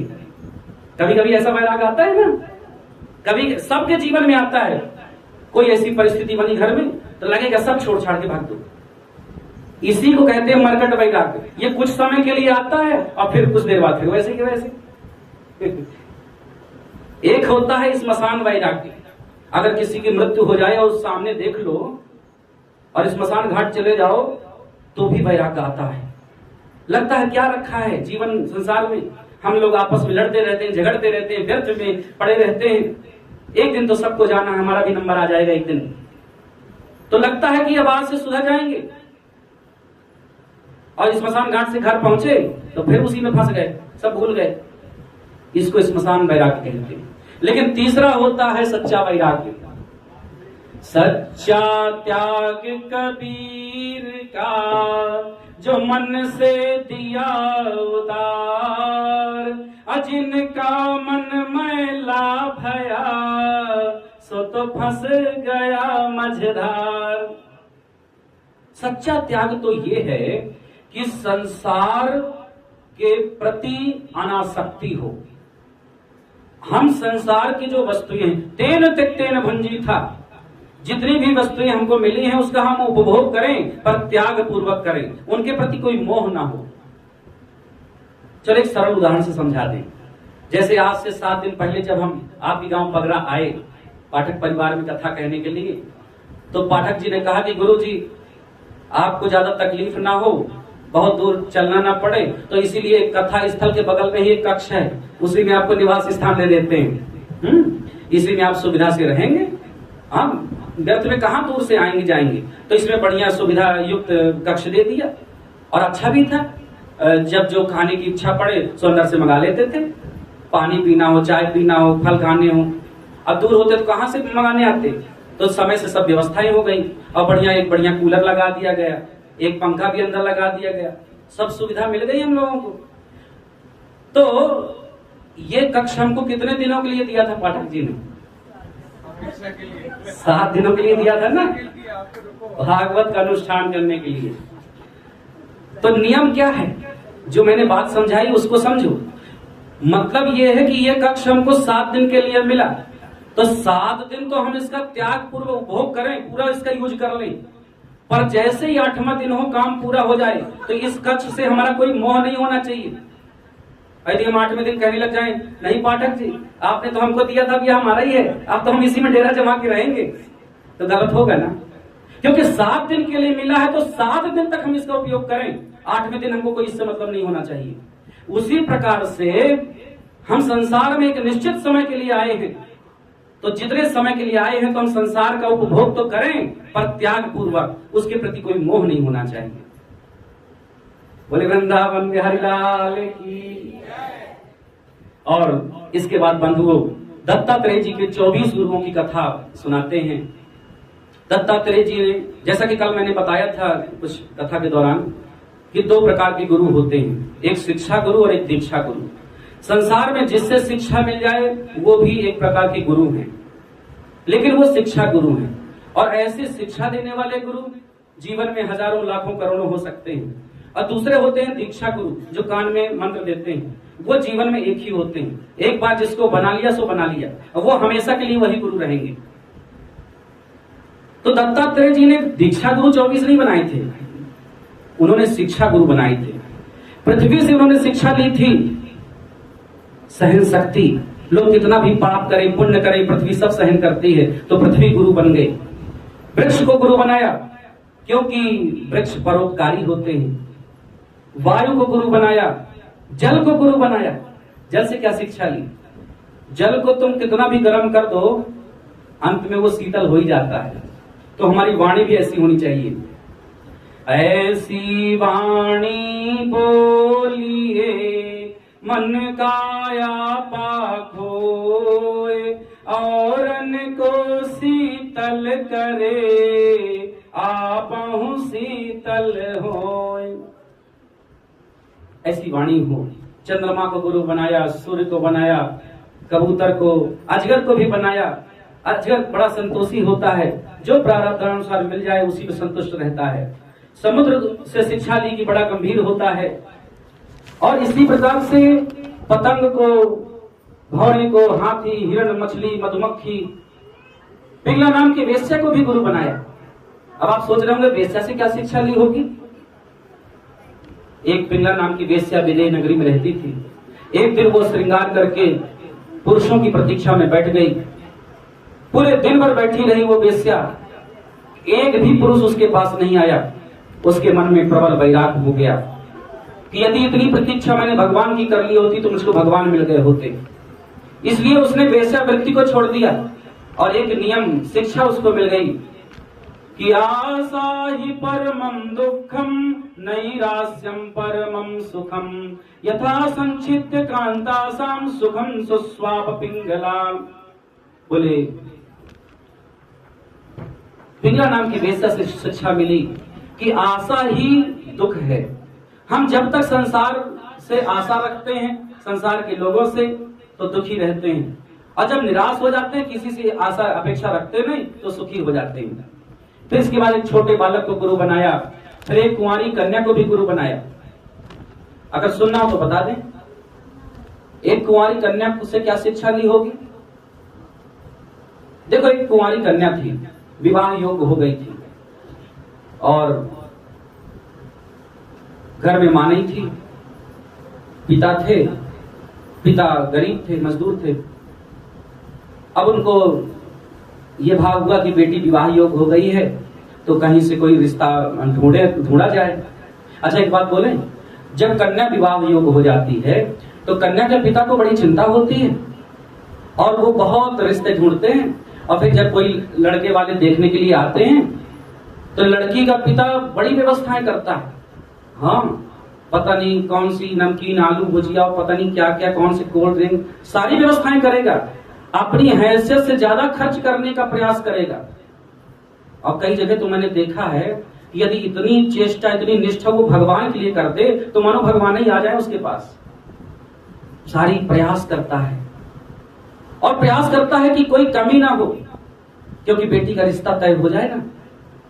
और वो जब जाने लगेंगे तो दक्षिणा भी देगा, पूरा प्रयास करेगा वो सुखी रहें, प्रसन्न हो जाएं। और जाते जाते डरते डरते पूछेगा भी कि मेरी बेटी कैसी लगी। तो कह देते हैं लोग, वो अभी नहीं बताएंगे, फोन में हम बता देंगे। और फिर जब चले जाएंगे तो फोन आ जाता है तो आपकी बेटी पसंद नहीं आई। बंधुओं, ये हमारे राष्ट्र की संस्कृति नहीं है। ये फुहड़ता, ये हमारे राष्ट्र की संस्कृति नहीं है। जैसे हम अपनी बेटी के प्रति भाव रखते हैं, ऐसा ही भाव हमें सबकी बेटियों के प्रति रखना चाहिए, क्योंकि वो भी किसी की बेटी है। तो इस तरह जो ये खरीद फरोख्त जैसा होता है ना, लेन देन जैसा, ये ठीक नहीं है। जब भी किसी बेटी के यहाँ भी जाओ रिश्ता के लिए, तो भाव रखो कि ऐसी बेटी हमारी भी है। तो मैं बता रहा था कि कोई कुंवारी कन्या है और उसके विवाह के लिए लड़के वाले आए, तो लड़के की दादी आई थी देखने और एक लोग आए। तो दादी के सामने वो कन्या गई और जैसे गई और दादी, लड़के की दादी ने जैसे उस कन्या को देखा तो देखते ही पसंद कर लिया। अरे बहू, बेटी मेरे घर की बहू तो तुम ही बनोगी। तुरंत पसंद कर लिया उसको। और कंगन लाई थी 4-4, शगुन के कंगन भी पहना दिए, 4 इस हाथ में 4 इस हाथ में, और बोले तुम ही मेरी बहू बनोगी और मेरा मन है कि मैं तुम्हारे हाथ का भोजन करके जाऊं आज। लड़की का पिता भी प्रसन्न हो गया, लड़की भी प्रसन्न। अब वो लड़की भीतर आई, पिता ने कहा कि बेटी उनकी इच्छा भोजन की है, तुम बना दो भोजन। अब भोजन बनाने से पहले उस समय परिस्थिति ऐसी थी उनके घर में कि धान कूटना पड़ता था स्वयं अपने हाथों से। अब माँ तो थी नहीं घर में, अब वो बेटी अपने ही हाथों से धान कूटने लगी। और अपने से हाथों से जब धान कूटने लगी तो जो कंगन लड़के की दादी ने शगुन का पहना दिया था अब वो बजने लगी। अब घर भी छोटा था, गरीब घर था, तो उसे मन में ये चिंता हुई कि कहीं ये कंगनों की आवाज जाएगी उधर, और यदि उन्होंने इधर देख लिया तो घर की पूरी इज्जत चली जाएगी। बताओ इनके घर में ऐसी गरीबी है। अच्छा एक बात कहूं, पिता की इज्जत का ख्याल जितना बेटियां रखती हैं, मुझे ऐसा लगता है कि कभी कभी बेटा भी नहीं रख पाता। और उस बेटी ने विचार किया कि मेरे पिता की सम्मान बना रहना चाहिए, तो उसने एक एक शगुन के कंगन उतार दिए और फिर धान कूटने लगी। फिर भी आवाज आ रही थी तो फिर से एक एक उतार दिए, फिर धान कूटने लगी। फिर अंत में जब एक एक कंगन बचे, उसने निश्चय किया कि कंगन पूरे तो नहीं उतार सकती क्योंकि शगुन के कंगन है और पिता की इज्जत भी बचानी है। तो उसने ऐसी युक्ति रची कि एक एक कंगन पहन ली और धान कूट करके भोजन बनाया। तो इस प्रकार उसने समझदारी से ऐसा कार्य किया कि शगुन के कंगन भी नहीं उतारे, उनका भी मान रख लिया और पिता की इज्जत भी रख ली। और उससे दत्तात्रेय जी ने शिक्षा ग्रहण किया कि जैसे 4 कंगन जब इकट्ठे थे तो आवाज कर रहे थे, तो जब साधक लोग कई लोगों के साथ रहते हैं तो कोई गप कर रहा है, कोई कुछ कर रहा है, कोई इधर उधर देख रहा है, तो मन नहीं लगता फिर भक्ति में। तो इसलिए साधक को एकांत में भगवान का भजन करना चाहिए। ये शिक्षा ले लिया। एक छोटे बालक को भी गुरु बनाया था। बता दें क्या शिक्षा लिया? एक छोटे बालक से क्या शिक्षा मिल सकती है? अब देखो, एक गरीब माता पिता थे, मजदूरी करते थे लड़के के पिता, छोटा सा बालक था। अब एक दिन वो मजदूरी करने के लिए गया तो उसको बचपन के मित्र मिल गए और बचपन के मित्रों को उसने न्योता कर दिया। अब बचपन के मित्र आए और छोटे बालक को जैसे देखा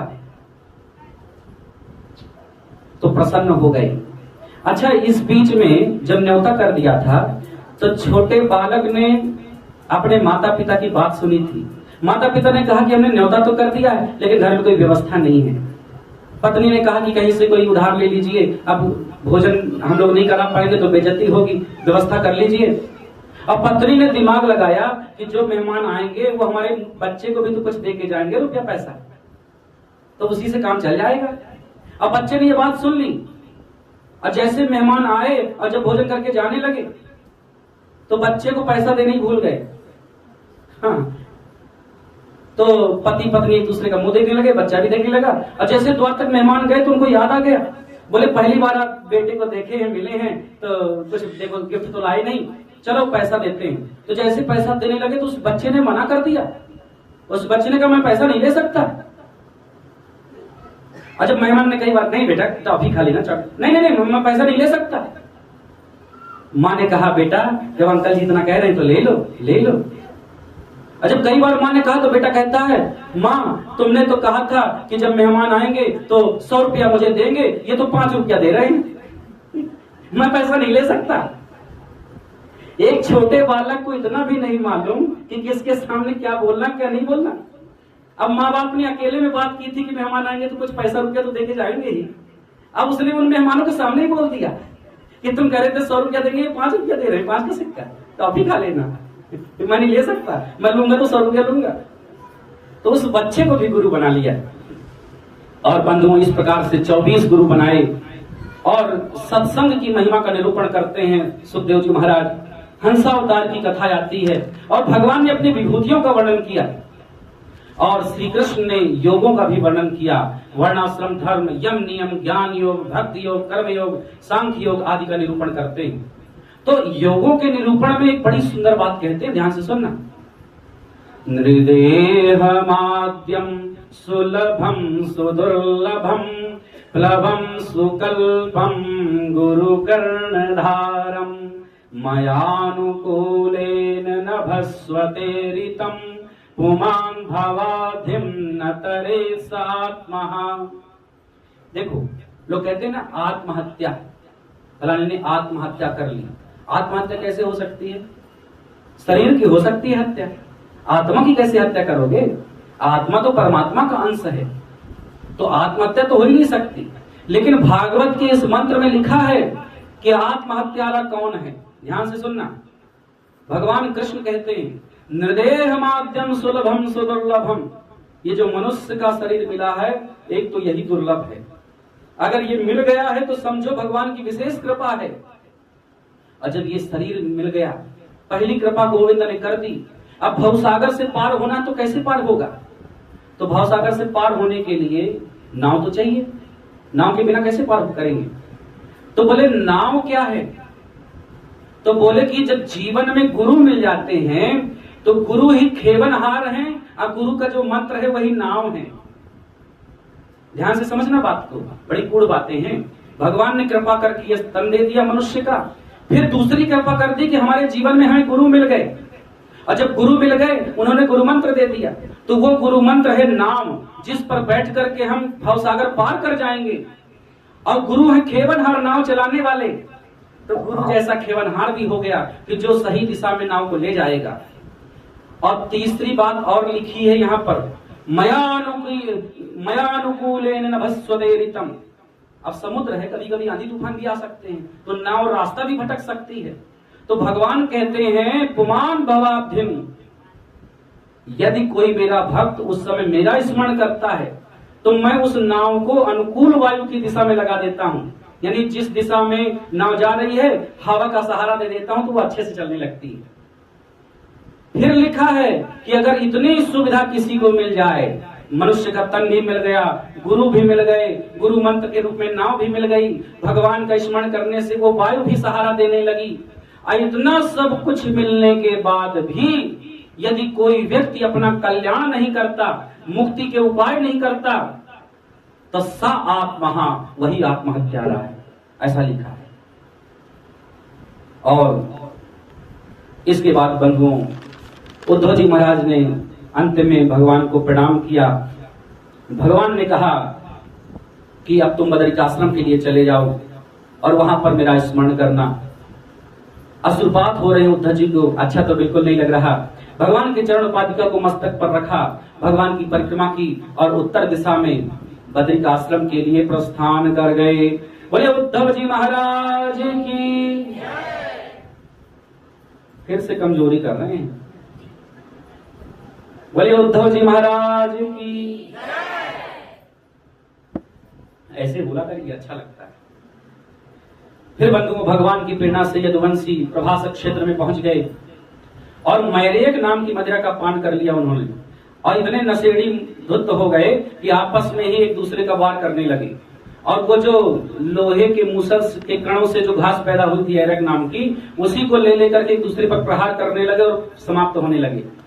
पूरा यदुवंश समाप्त हो गया। बस 10, 20, 25, 50 बचे थे अंत में जो भगवान के परम भक्त थे, बाकी सब का कल्याण हो गया। और भगवान कृष्ण के बड़े भाई बलराम जी भी भगवान में मन को लगाए और समुद्र के किनारे बैठ करके उन्होंने भी देह त्याग कर दिया। और बंधुओं, भगवान श्री कृष्ण भी पहुंच गए प्रभासक क्षेत्र में, पीपल वृक्ष के नीचे धरती पर बैठ गए। चतुर्भुज रूप में आ गए थे, पीतांबर धारी थे और अपनी दाईं जंघा पर अपने बाएं पैर को रखा हुआ था भगवान ने, और उनके तलवे जो रक्त थे, लाल थे, दूर से देखने पर लगता था जैसे लाल कमल हो। तो लिखा है अर्ध शयनावस्था में लेटे थे वहीं पीपल वृक्ष के नीचे। तो दूर से वही बहेलिया आया जिसने वही मूसल के कण को अपनी बाण में लगा लिया था। तो दूर से जब उसने कृष्ण को देखा तो वो समझ नहीं पाया कि वो द्वारिकाधीश हैं। तो लिखा है मृगास्याकारं तच्चरणं बिभ्याद मृग संकया। उसे लगा कि ये मृग है, हिरण है, तो हिरण मान करके उसने बाण चला दिया। अब बाण गया और कृष्ण के तलवों के पास जाकर के कुंठित हो गया। कृष्ण को लग गया ऐसा नहीं लिखा है, कुंठित हो गया। और जब पास में वो जरा नाम का बहेलिया गया, उसने देखा कि ये तो द्वारिकाधीश हैं, तो बारंबार हाथ जोड़ करके क्षमा याचना करने लगा, प्रभु से माफी मांगता, प्रभु मैं जान नहीं पाया कि आप हैं। भगवान ने प्रसन्न होकर के कहा, मां भैर जरे तुम उत्तिष्ठो काम एस कृतो हि में याई तुम मदनुज्ञाता स्वर्गम सुकृतनाम पदम। तुम चिंता मत करो, तुमने मेरी प्रसन्नता का कार्य किया है, मेरी इच्छा से तुमने बाण चलाया है। और उसको तुरंत स्वर्ग भेज दिया, स्वर्गम सुकृतनाम पदम। लेकिन विद्वानों ने, टीकाकारों ने यहाँ पर स्वर्ग का अर्थ वैकुंठ बताया है। कहते हैं वो वैकुंठ भेज दिया सीधे। और इसके बाद बंधुओं, अर्जुन को आदेश दिया था कि गोपियों की रक्षा करना। और इसके बाद दारुक नाम का सारथी आ गया, भगवान के चरणों में प्रणाम किया।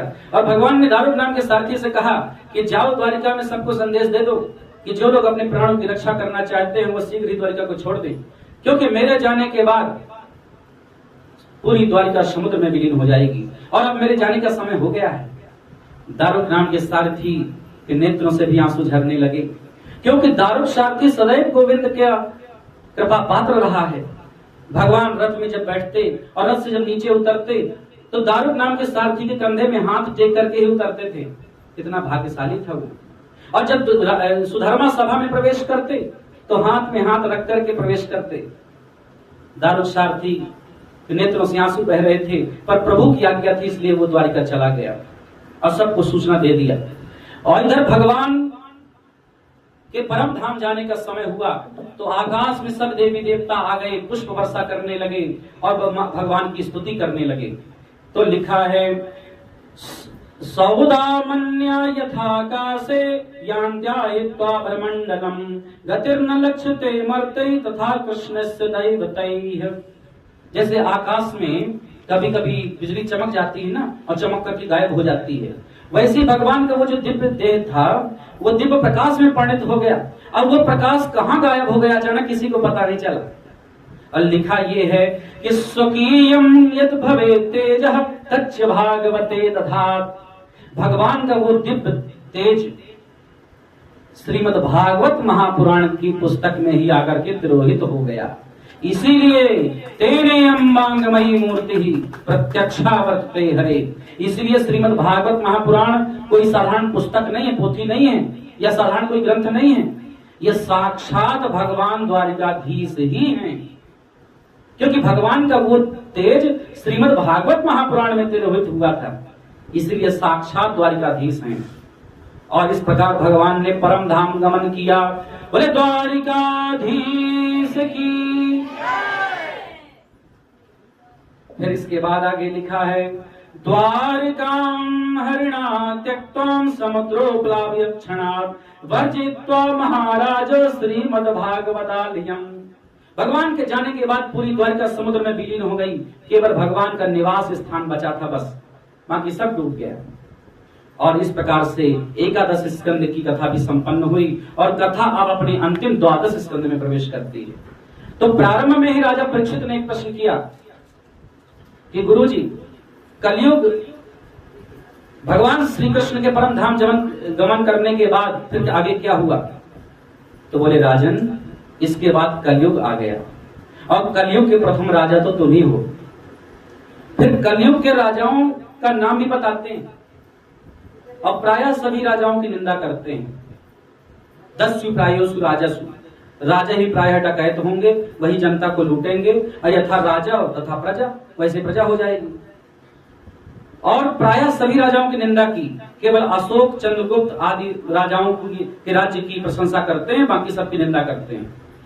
फिर कलयुग के धर्म का निरूपण करते हैं कि कलयुग में क्या क्या होगा, और प्रायः जो यहाँ पर सुखदेव जी महाराज ने बताया है वैसा वैसा घटित होता दिख रहा है। तो क्या क्या लिखा है ध्यान से सुनना। लिखा है जैसे जैसे घोर कलयुग आगे बढ़ता जाएगा तो लोगों के भीतर से उत्तरोत्तर सत्य, धर्म, दान, पवित्रता, क्षमा, आयु, बल ये सब क्षीण होते चले जाएंगे।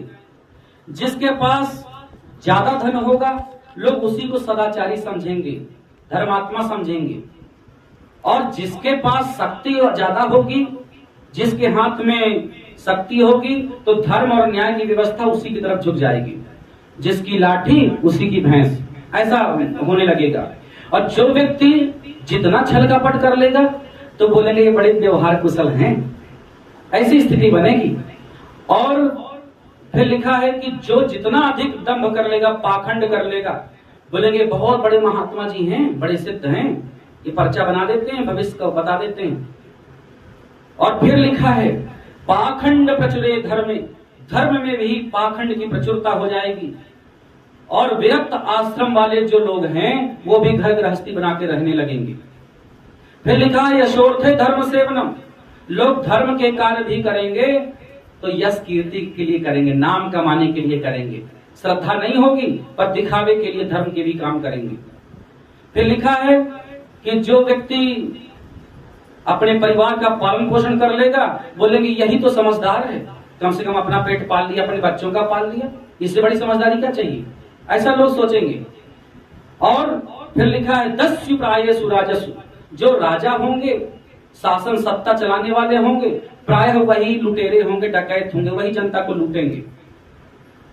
स्त्रियों के लिए भी लिखा है कि जब स्त्रियों के पति घर में होंगे तब वो श्रृंगार ना करेंगी, जब वो परदेश चले जाएंगे तब खूब बढ़िया श्रृंगार, 16 श्रृंगार करके बाजारों में घूमेंगे, भ्रमण करेंगे। वो भी प्रायः देखने को मिल रहा है। विवाह के लिए लिखा है कि पहले के समय में कुल, शील, वर्ण आदि देखे जाते थे विवाह के लिए, बड़ा सोच समझ के विवाह होता था। और कलयुग में जिसको पसंद कर लिया उसी से विवाह कर लिया, न कोई नियम, न कुल, न धर्म, न मर्यादा, बस पसंद आ जाना चाहिए, बस और कुछ नहीं। सजना संवरना, शारीरिक जो सौंदर्य है उस पर लोग विशेष ध्यान देंगे, ऐसा लिखा है, वो भी देखने को मिल रहा है। मौसम का ठिकाना नहीं होगा, हाँ कभी ठंडी में गर्मी पड़ेगी, गर्मी में बरसात होगी, और बरसात में बरसात ही ना होगी, कई चीजें देखने को मिल रही हैं। और लिखा है लोगों के कद छोटे होने लगेंगे, गायें छोटी छोटी होने लगेंगी, कम दूध देने वाली हो जाएंगी। और फिर लिखा है क्षीयमाणेषु देहेषु देहिनां कलिदोषतः, लिखा है लोगों की आयु भी घट जाएगी। अगर कोई व्यक्ति 20 वर्ष जी गया, बोलेंगे अरे कितनी लंबी उम्र जी गई, 20 साल जी गए।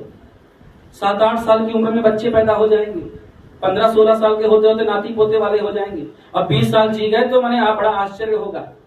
तो ये भी देखने को मिल रहा है कि लोगों की उम्र भी घट रही है। पहले लोग प्रायः 100 साल तक तो जी ही जाते थे।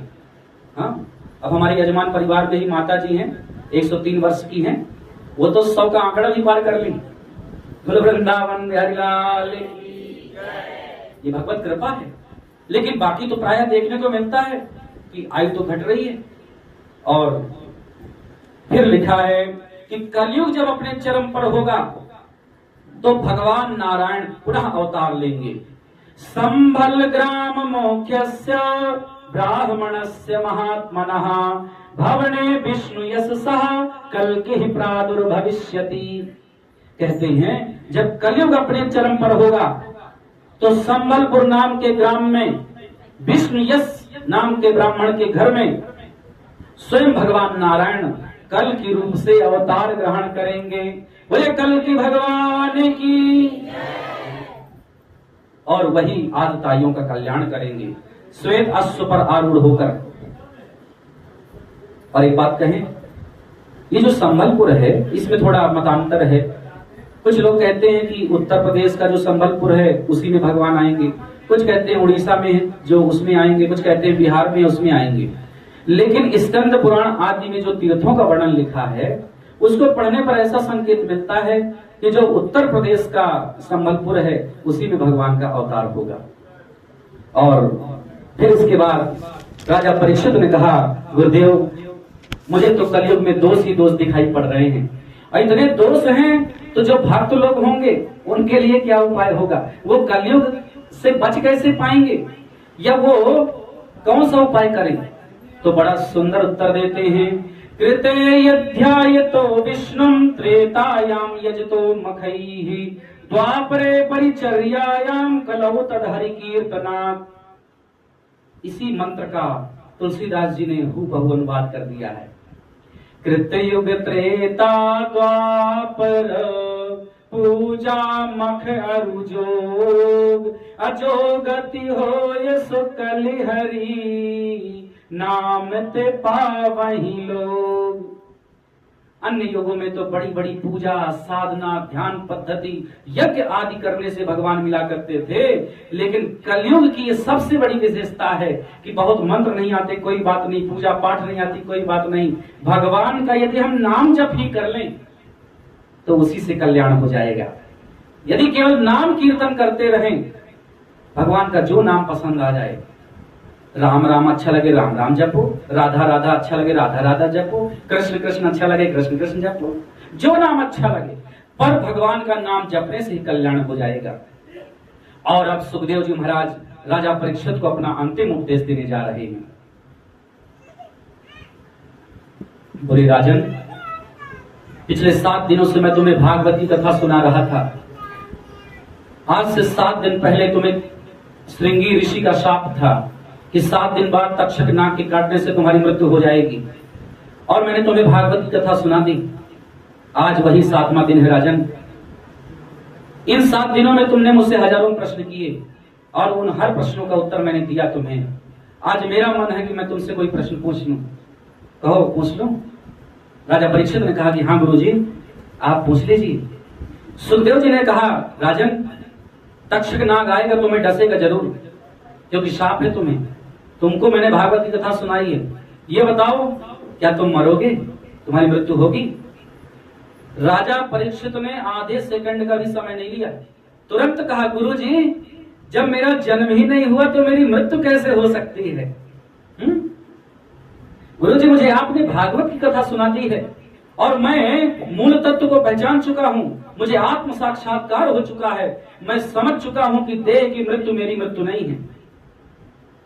जब मैंने जन्म ही नहीं लिया, जन्म तो इस शरीर ने लिया है, तो शरीर चला जाएगा तो दूसरा शरीर मिल जाएगा, मेरी मृत्यु किसी भी काल में नहीं हो सकती गुरुजी। सुखदेव जी प्रसन्न हो गए और प्रसन्न होकर के सुखदेव जी ने कहा, तम तु राजन मरिष्येति पशु बुद्धि मिमाम जहि न जाता प्राग भूतोद्यो देहवत्तम न नंक्षसी। बोले राजन, अगर ऐसी पशु बुद्धि आती भी है कि मृत्यु होती है तो उस पशु बुद्धि को छोड़ देना चाहिए। क्यों? क्योंकि जैसे स्वप्न में कभी कभी हम लोग देखते हैं ना कि हमारी मृत्यु हो गई, हमारा गला कट गया, अब हमको चिता में जलाने ले जा रहे हैं लोग, तो घबरा करके हमको अचानक से नींद खुल गई, झटका लगा। और जब झटका लगा, नींद खुली और हमने देखा कि अरे ये तो हम सपना देख रहे थे, हमारे नहीं है, तो फिर हंसी आती है। तो बोले ये संसार में एक प्रकार का स्वप्न है। संसार में हम लोग आते हैं, हमारे रिश्ते होते हैं, माता पिता, भाई बहन, पति पत्नी, बच्चे, तो उनसे रिश्ता जुड़ जाता है, तो हमें लगता है कि ये हमारे पिता हैं, ये हमारी माँ है, ये पत्नी है, ये पति है, ये बच्चे हैं। और यदि वो छोड़ करके चले गए तो हमें लगता है कि वो चले गए हमें छोड़कर, उनकी मृत्यु हो गई। लेकिन ये समझना होगा कि मृत्यु देह की होती है, शरीर की होती है, आत्मा की मृत्यु कभी नहीं होती। इसलिए उस दुख से दूर हो जाना चाहिए। शरीर की मृत्यु, आत्मा की मृत्यु नहीं होती। और फिर कहते हैं कि घटे भिन्ने यथाकाशो आकाशः स्याद् यथा पुरा एवं देहे मृत्यो जीवो ब्रह्म संपद्यते पुनः। जैसे कोई घड़ा हो तो देखो आकाश है ना ऊपर, घड़े में भी एक आकाश होता है, घड़े में देखने में आकाश दिखाई पड़ेगा। इसको वेदांत की भाषा में घटाकाश कहते हैं। अगर किसी व्यक्ति ने मान लो पत्थर मार के या डंडा मार के उस मटके को फोड़ दिया तो लोग कहते हैं कि जो घड़े का आकाश है वो महाकाश में विलीन हो गया, पर वास्तव में वो तो पहले से ही मिला हुआ था। ऐसे ही जब किसी की मृत्यु हो जाती है, लोग कहते हैं अब वो आत्मा चली गई, वास्तव में वो परमात्मा का ही तो अंश है, तो जाएगी तो परमात्मा के पास ही तो जाएगी, तो आत्मा की मृत्यु नहीं हो सकती। तो इसलिए यदि किसी की मृत्यु हो जाए तो उस दुख में दुखी मत हो, क्योंकि वो भगवान के लोग ही पहुंचता है व्यक्ति। और आत्मा की मृत्यु कभी नहीं हो सकती।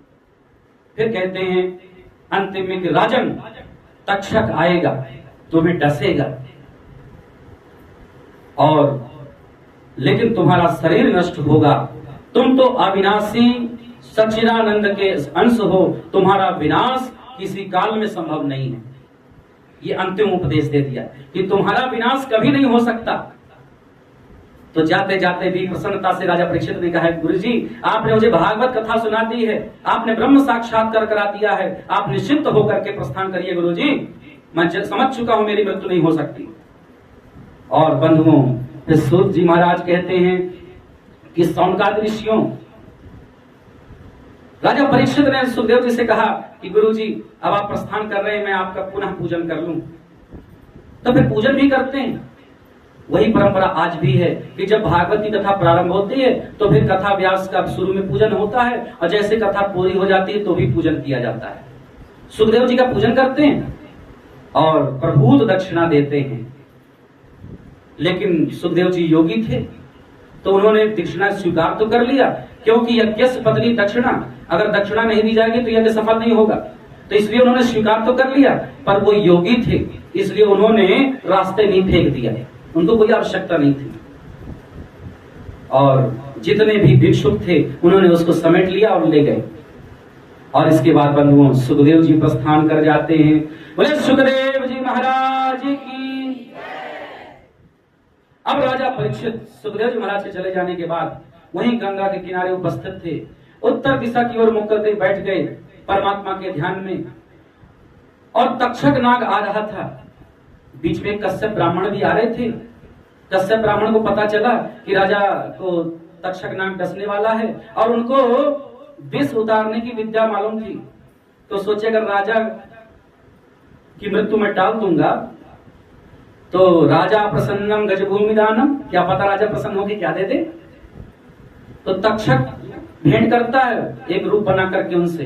तो तक्षक समझ गया कि ब्राह्मण को भी लोभ है, तो एक पृथ्वी खोद करके बहुत सारा हीरा जवाहरात सोना चांदी निकाला और ब्राह्मण को दे दिया। तो कश्यप ब्राह्मण बीच रास्ते से लौट आए और उधर छत में बेस बना करके राजा परीक्षित के पास तक्षक पहुंच गया। राजा परीक्षित ने सोचा कि अब आज मेरा अंतिम दिन है, सूर्य को मैं अपना अंतिम अर्घ दे दूं। तो सायंकालीन ही यही समय रहा होगा। राजा परीक्षित सूर्य को प्रणाम कर रहे थे और एक फूल बहता हुआ चला आ रहा था। तो सोचे कि इसी को उठा करके मैं अर्घ दे दूं सूर्य को। और उसी फूल में तक्षक छत में बेस बना करके लिपटा हुआ था, और जैसे उस फूल को उठा करके सूर्य को अर्घ दे रहे थे वैसे ही तक्षक ने डस लिया और देह गिर गई। लेकिन चूंकि भागवत की कथा श्रवण कर चुके थे तो आत्मा के तार परमात्मा से पहले ही जुड़ चुके थे, तो विमान आया और सीधे वैकुंठ के लिए प्रस्थान कर गए। बोले परीक्षित महाराज की। परीक्षित महाराज भगवान के धाम चले गए। देह नष्ट हुई पर आत्मा पर कोई प्रभाव नहीं पड़ा, वो परम धाम के लिए गमन कर गए। अब देखो बंधुओं, कुछ लोग यहीं पे कथा को बंद कर देते हैं, क्योंकि भगवान भी चले गए, सुखदेव जी चले गए, राजा परीक्षित चले गए, अब कहे वो कथा करनी। लेकिन हम अपनी गुरु परंपरा में जो आगे के 2-4 अध्याय बचते हैं उसकी कथा भी संक्षिप्त में बता देते हैं। इसके बाद बंधुओं, राजा परीक्षित के पुत्र है जन्मेजय। जन्मेजय को पता चला कि मेरे पिता को डस लिया है तक्षक ने। तो क्रोध में आकर के जन्मेजय ने सर्वश्रेष्ठ यज्ञ का आयोजन किया, ऋषियों को बुलाया और बोले ऐसा मंत्र पढ़ो कि संसार में जितने सर्प हैं सब आके भस्म हो जाएं। इसमें मंत्र पढ़ने लगे, एक एक करके सारे सर्प आके उसमें भस्म होने लगे। और तक्षक नाग नहीं आ रहा, वो जाके इंद्र के सिंहासन में लिपट गया, नहीं आ रहा। तो जन्मेजय ने ऋषियों से पूछा कि जो मेरा असली दुश्मन है वो क्यों नहीं आ रहा। ऋषियों ने बताया कि वो तो इंद्र के सिंहासन में लिपटा है। जन्मेजय ने कहा ऋषियों आप लोग ऐसा मंत्र पढ़िए कि भले चाहे इंद्र आ जाए, मेरा सिंहासन वो भी स्वाहा हो जाए, पर मेरा दुश्मन तक्षक भस्म होना चाहिए। ऋषियों ने वो मंत्र भी पढ़ दिया। तो इंद्र के आसन सहित तक्षक खींचा चला आ रहा है। तो बृहस्पति ऋषि आ गए, आस्तिक मुनि आ गए। उन्होंने जन्मेजय को बहुत समझाया कि जन्मेजय यही विधि का विधान था, तुम्हें व्यर्थ में इस प्रकार की जिद नहीं करनी चाहिए। एक तक्षक के लिए तुम पूरी सर्प जाति को नष्ट करने में तुले हो, ये ठीक नहीं है। तुम्हारे पिता तो परम धाम चले गए, भगवान के धाम के अधिकारी बन गए, उनकी दुर्गति नहीं हुई है, उनकी सदगति हुई है। इसलिए बहुत समझाया, जब तब जन्मेजय की बात समझ में आ गई और उन्होंने वो व्यर्थ की जिद को छोड़ दिया और सर्प सत्र का वहीं अंत हो गया। और बंधुओं, चूंकि आस्तिक मुनि ने भी समझाया था, तो ऐसा पुराणांतरों में लिखा है कि जैसे कभी कभी सर्प आ जाता है ना, हम लोग घर पे भी देख लेते हैं, कहीं देख लिए तो बड़े डर जाते हैं, डर लगता है, सबको लगता है। तो कहते हैं कि जो आस्तिक मुनि हैं, यदि इनका नाम ले लिया जाए 21 बार, आस्तिक आस्तिक आस्तिक, तो सर्प चला जाता है, ऐसा लिखा है। तो आस्तिक मुनि का स्मरण कर लेना चाहिए। और कभी कभी ज्यादा विशेष कोई परेशानी हो, ज्यादा सर्प घर में आए, तो गाय के गोबर से आस्तिक मुनि का नाम द्वार पर लिख देना चाहिए, ऐसा भी कहते हैं। तो इस प्रकार से बंधुओं सर्प सत्र का अंत हुआ, वेदों का विभाजन, पुराणों के लक्ष्यों का वर्णन हुआ और मृकंड ऋषि के पुत्र मार्कंडेय की सुंदर कथा आई, जिसमें बताया गया कि मार्कंडेय ब्रह्मचर्य का पालन करते थे और तपस्या के द्वारा उन्होंने चिर जीवत्व को प्राप्त कर लिया, माया का दर्शन भी किया, प्रलयकालीन दृश्य को भी देखा और पहले 7 चिरंजीवी थे और 8वें चिरंजीवी के रूप में मार्कंडेय की गणना भी हो गई। और अब बंधुओं श्रीमद् भागवत का अंतिम अध्याय आ जाता है, उसको भी ध्यान से सुनिए। बोले वृंदावन बिहारी लाल की।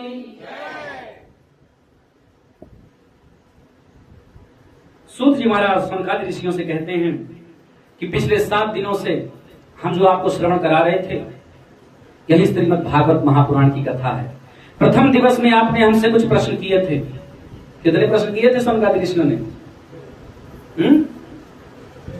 6 प्रश्न किए थे। किसी की आवाज आ रही है? बहुत बढ़िया। 6 प्रश्न किए थे।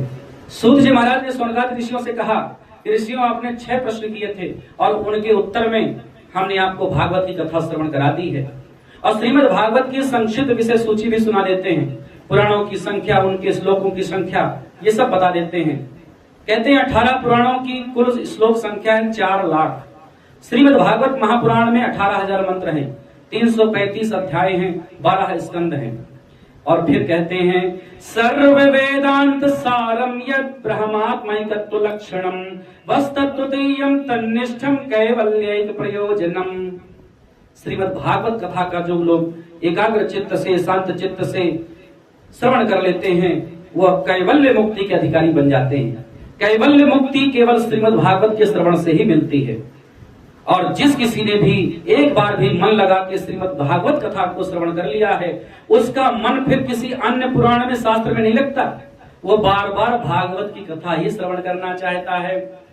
फिर कहते हैं निम्न गानाम यथा गंगा देवानाम अच्युतो यथा वैष्णवानाम यथा शंभो पुराणानाम इदम तथा। जैसे नदियों में गंगा नदी सर्वश्रेष्ठ है, देवताओं में जैसे भगवान अच्युत सर्वश्रेष्ठ हैं, वैष्णवों में जैसे भगवान शंकर सर्वश्रेष्ठ हैं, ऐसे ही पुराणों में श्रीमद् भागवत महापुराण श्रेष्ठ है। क्षेत्राणाम चैव सर्वेषां यथा काशी हिरोत्तमा। जैसे क्षेत्रों में काशी क्षेत्र सर्वश्रेष्ठ है, ऐसे ही पुराणों में श्रीमद् भागवत महापुराण सर्वश्रेष्ठ है। फिर कहते हैं यह परमहंसों की संगीता है, वैष्णवों का परम धन है, पुराणों का तिलक है। और प्रारंभ के महात्म्य में हमने ज्ञान वैराग्य की कथा सुनाई थी ना, भक्ति की कथा। तो कहते हैं ये भागवत महापुराण ज्ञान, वैराग्य और भक्ति, इन तीनों का अद्भुत संगम है। और अंत में जैसे प्रारंभ में सत्यम परम धीमहि कह के मंगलाचरण किया था, तो अंत में पुनः कहते हैं सत्यम परम धीमहि। सत्य स्वरूप ब्रह्म का हम लोग ध्यान करते हैं। और फिर सूत जी महाराज अब सौनकादि ऋषियों से कहते हैं कि ऋषियों, श्रीमद् भागवत महापुराण की कथा जिसने भी सुनी है, तो सुनने का उसको फल जरूर मिलता है। अगर उसने वास्तव में मन लगा के सुन लिया है, तो सुनने का फल उसको कुछ न कुछ जरूर मिलता है। तो ऋषियों, यदि आपके मन में कोई भावना हो, तो अपनी मनौती मांग लो, वो पूरा हो जाएगा, भागवत भगवान उसको पूर्ण करेंगे।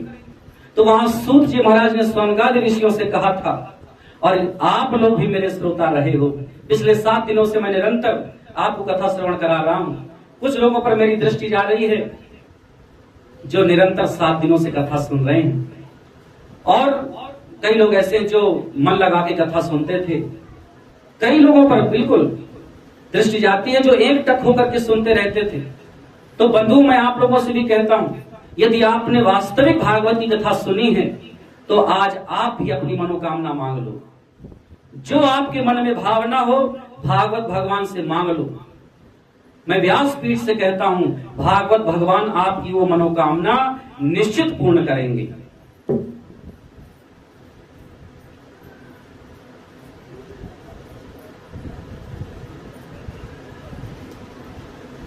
शौनकादि ऋषियों ने क्या मांगा था ये मैं आपको बता देता हूं, और आप लोग जो मांगना मन ही मन मांगना, पड़ोसी न जानने पाए। हाँ, शौनकादि ऋषि कहते हैं, भवे भवे यथा भक्ति पादयोस्तव जायते तथा कुरुष्व देवेश नाथस्त्वं नो यतः प्रभो। शौनकादि ऋषियों ने कहा, एक ही वरदान चाहिए कि जब भी हमारा जन्म हो भगवान के चरणों में हमारी अनपायनी भक्ति सदैव बनी रहे। जब जब कथा सुने भगवान के दर्शन हो जाया करें। यही भक्ति का वरदान मांगा। और आपके मन में जो मनोकामना हो नेत्र बंद करो, भगवान के चरणों में अपनी भावना को रख दो, भागवत भगवान जरूर पूर्ण करेंगे। और कथा अब अपने अंतिम मंत्र में पहुंच जाती है। तो भागवत का जो अंतिम मंत्र है, मेरी इच्छा है कि मेरे साथ साथ आप लोग भी अंतिम मंत्र को कहिए। कहेंगे? नाम संकीर्तनम यस्य सर्व पाप प्रणाशनम प्रणामो दुख समनः तम नमामि हरिं परम। नाम संकीर्तनम यस्य सर्व पाप प्रणाशनम प्रणामो दुख समनः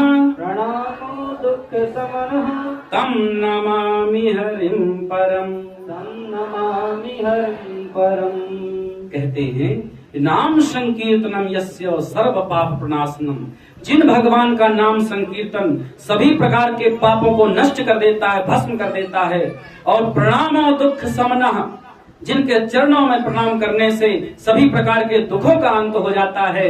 ऐसे भगवान श्री हरि के चरणों में हम सब मिलकर के नमन करते हैं, प्रणाम करते हैं। जय जय श्रीमद् भागवते महापुराणे पारमहंस्याम संहितायाम बोले वृंदावन बिहारी लाल की जय हो।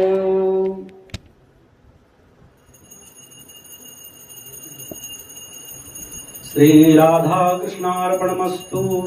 त्वदीयं वस्तु गोविंद तुभ्यमेव समर्पये। तेन त्वदङ्घ्रि कमले रतिं मे यच्छ शाश्वतीम्। बोले भागवत भगवान की जय हो। द्वारिकाधीश की जय हो। सद्गुरुदेव भगवान की जय हो। इस प्रकार बंधुओं, श्रीमद् भागवत महापुराण की यह पावन कथा आप सब लोगों ने 7 दिन से निरंतर श्रवण की। और आज कथा की समाप्ति नहीं कहेंगे, क्योंकि भगवान की कथा कभी समाप्त नहीं होती। यावत गंगा हिमालय, जब तक गंगा है, हिमालय है, सूर्य है, चंद्र है, भगवान की कथा निरंतर चलती रहती है, उसका अंत कभी नहीं होता। ये कहना चाहिए कि पाठक परिवार में जो एक अनुष्ठान लिया गया था 7 दिनों का, वो अनुष्ठान आज विश्राम को प्राप्त हुआ है। और मुझे लगता है बंधुओं, प्रभु की बड़ी कृपा रही है। इस पाठक परिवार पर भगवान की विशेष कृपा थी, क्योंकि भगवान की कृपा होने के कारण ही यह कथा निर्विघ्न आज संपन्न हुई। नहीं तो बड़े बड़े ऋषि मुनियों के यज्ञों में भी विघ्न आते हैं, बड़े बड़े विघ्न आते हैं, लेकिन यहाँ पर निर्विघ्न कथा संपन्न हुई। इसी से सिद्ध होता है कि भगवान की कृपा रही है इस परिवार पर, पितरों का आशीर्वाद रहा है और संयोग भी तो बने। देखो कलश यात्रा में जो लोग रहे होंगे, अब हम लोग जैसे कलश यात्रा के लिए निकले तो देवताओं ने भी अपनी उपस्थिति दर्ज करा दी थी, थोड़ा सा रिमझिम बारिश हुई और फिर चली गई। तो ये संयोग भी बनते रहे और बीचों बीच में भी कई संयोग बने। तो इससे सिद्ध होता है कि पितरों का निश्चित आशीर्वाद रहा है और भगवान की कृपा रही। और बंधुओं, जिस दिव्यात्मा की सदगति के लिए श्री छवि किशोर पाठक जी की धर्मपत्नी के वार्षिक श्राद्ध के प्रसंग में यह कथा आयोजित हुई, उनकी सदगति की भावना से, तो बंधुओं मैं तो उनसे कभी मिल नहीं पाया था संयोगवश, लेकिन मैं यहां आया जब इस कथा के लिए और लोगों से जब मेरी वार्तालाप हुई, लोग मिले, तो सब लोगों ने उनकी प्रशंसा की और मुझे पता चला कि गांव वाले सब उनको चाची कहते थे, ऐसा मुझे कई लोगों ने बताया। तो प्रेम से चाची भी कहते थे। और देखो प्रशंसा जब लोग करते हैं और हम लोगों से जब एकांत में कोई करता है तो कोई ना कोई बात रही होगी तभी प्रशंसा करते हैं।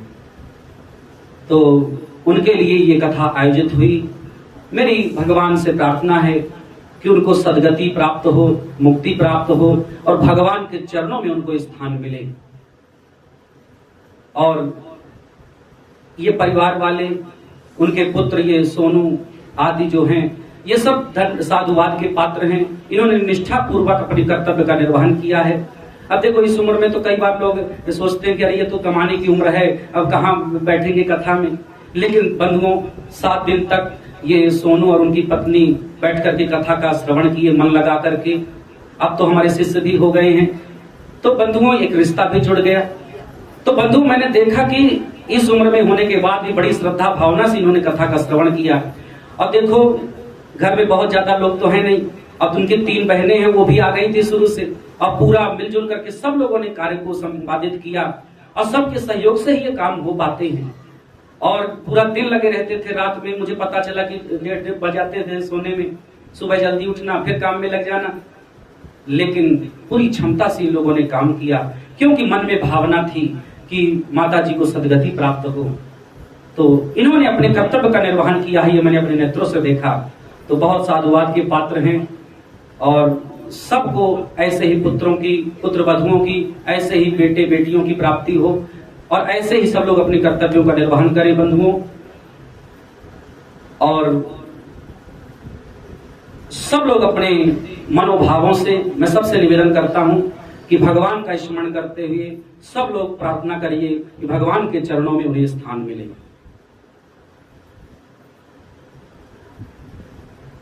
बोले वृंदावन बिहारी लाल की। और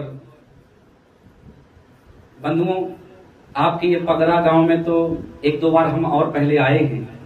एक तो भागवत कथा करने भी आए थे और फिर इसी पाठक परिवार में भी 2-3 वर्ष पहले संभवतः एक कथा हुई थी, तो उसमें भी आए थे पिताजी के साथ में। तो ये तीसरी बार हमारा आगमन हुआ है, तो बहुत अच्छा लगता है। पगरा गांव आने पर तो ऐसा लगता है कि हम अपने ही गांव में आए हैं। हाँ, बिल्कुल सत्य कहते हैं। भागवत व्यासपीठ से जब कोई बात कहते हैं तो निरर्थक नहीं कहते, बिल्कुल हृदय की बात कहते हैं। ऐसा लगता है अपने घर में, अपने गांव में है।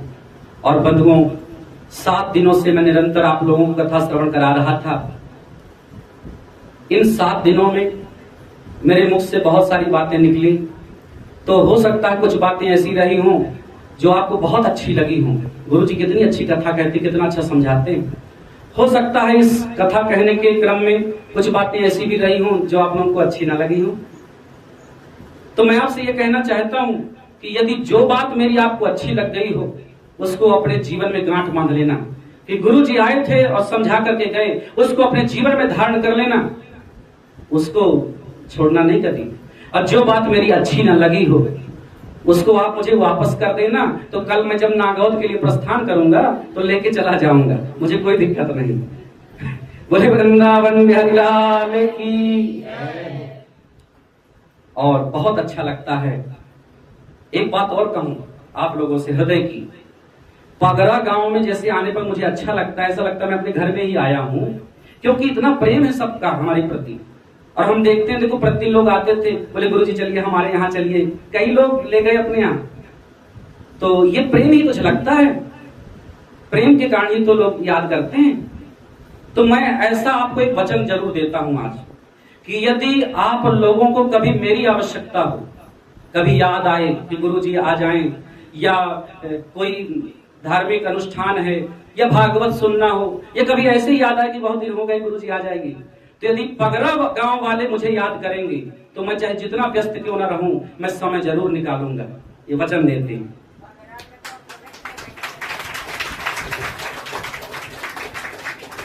और सभी को बहुत बहुत आशीर्वाद, सबकी प्रसन्नता हो, और इस पाठक परिवार को विशेष आशीर्वाद। ये लोग प्रसन्न रहें, उन्नति करें, और हमारे श्रोता ये सोनू पाठक आदि भी खूब उन्नति करें, पूरा परिवार उन्नति को प्राप्त करे, प्रगति प्राप्त करे। और विशेष आशीर्वाद है कि वंशे सदैव भवताम हरि भक्ति रस्तु। इस पाठक वंश में, इस परिवार में भगवान के भक्त सदैव पैदा होते रहें, ये हमारा आशीर्वाद। हालांकि इसमें हमारा स्वार्थ भी है। भगवान के भक्त पैदा होंगे तो हमें पूछते रहेंगे, न पैदा होंगे तो कौन पूछेगा। तो भगवान करें कि इनके परिवार में, वंश में भगवान के भक्त पैदा होते रहे, और ये लोग प्रसन्न रहे, उन्नति को प्राप्त करें, सदैव संस्कारों में रहें, मर्यादाओं में रहें। और इसके साथ साथ आप सब भी मेरे अपने हो, आप सभी को आशीर्वाद, सदैव प्रसन्न रहिए, उन्नति करिए, आप सभी का मंगलमय हो, कल्याण हो। सर्वे भवन्तु सुखिनः, सर्वे सन्तु निरामयाः, सर्वे भद्राणि पश्यन्तु, मा कश्चित् दुःख भाग् भवेत्। और अंत में पुनः सबके कल्याण की भावना करते हुए, अब चूंकि आगे हवन का भी कार्यक्रम है तो समय भी मर्यादा है उसकी भी, और तो अंत में पुनः सबके कल्याण की भावना पर प्रभु के चरणों में करते हुए बारंबार इस पाठक परिवार के कल्याण की भावना भगवान के चरणों में निवेदित करते हुए, और जिस दिव्यात्मा की सदगति के लिए कथा आयोजित हुई है उनको भगवान के चरणों में स्थान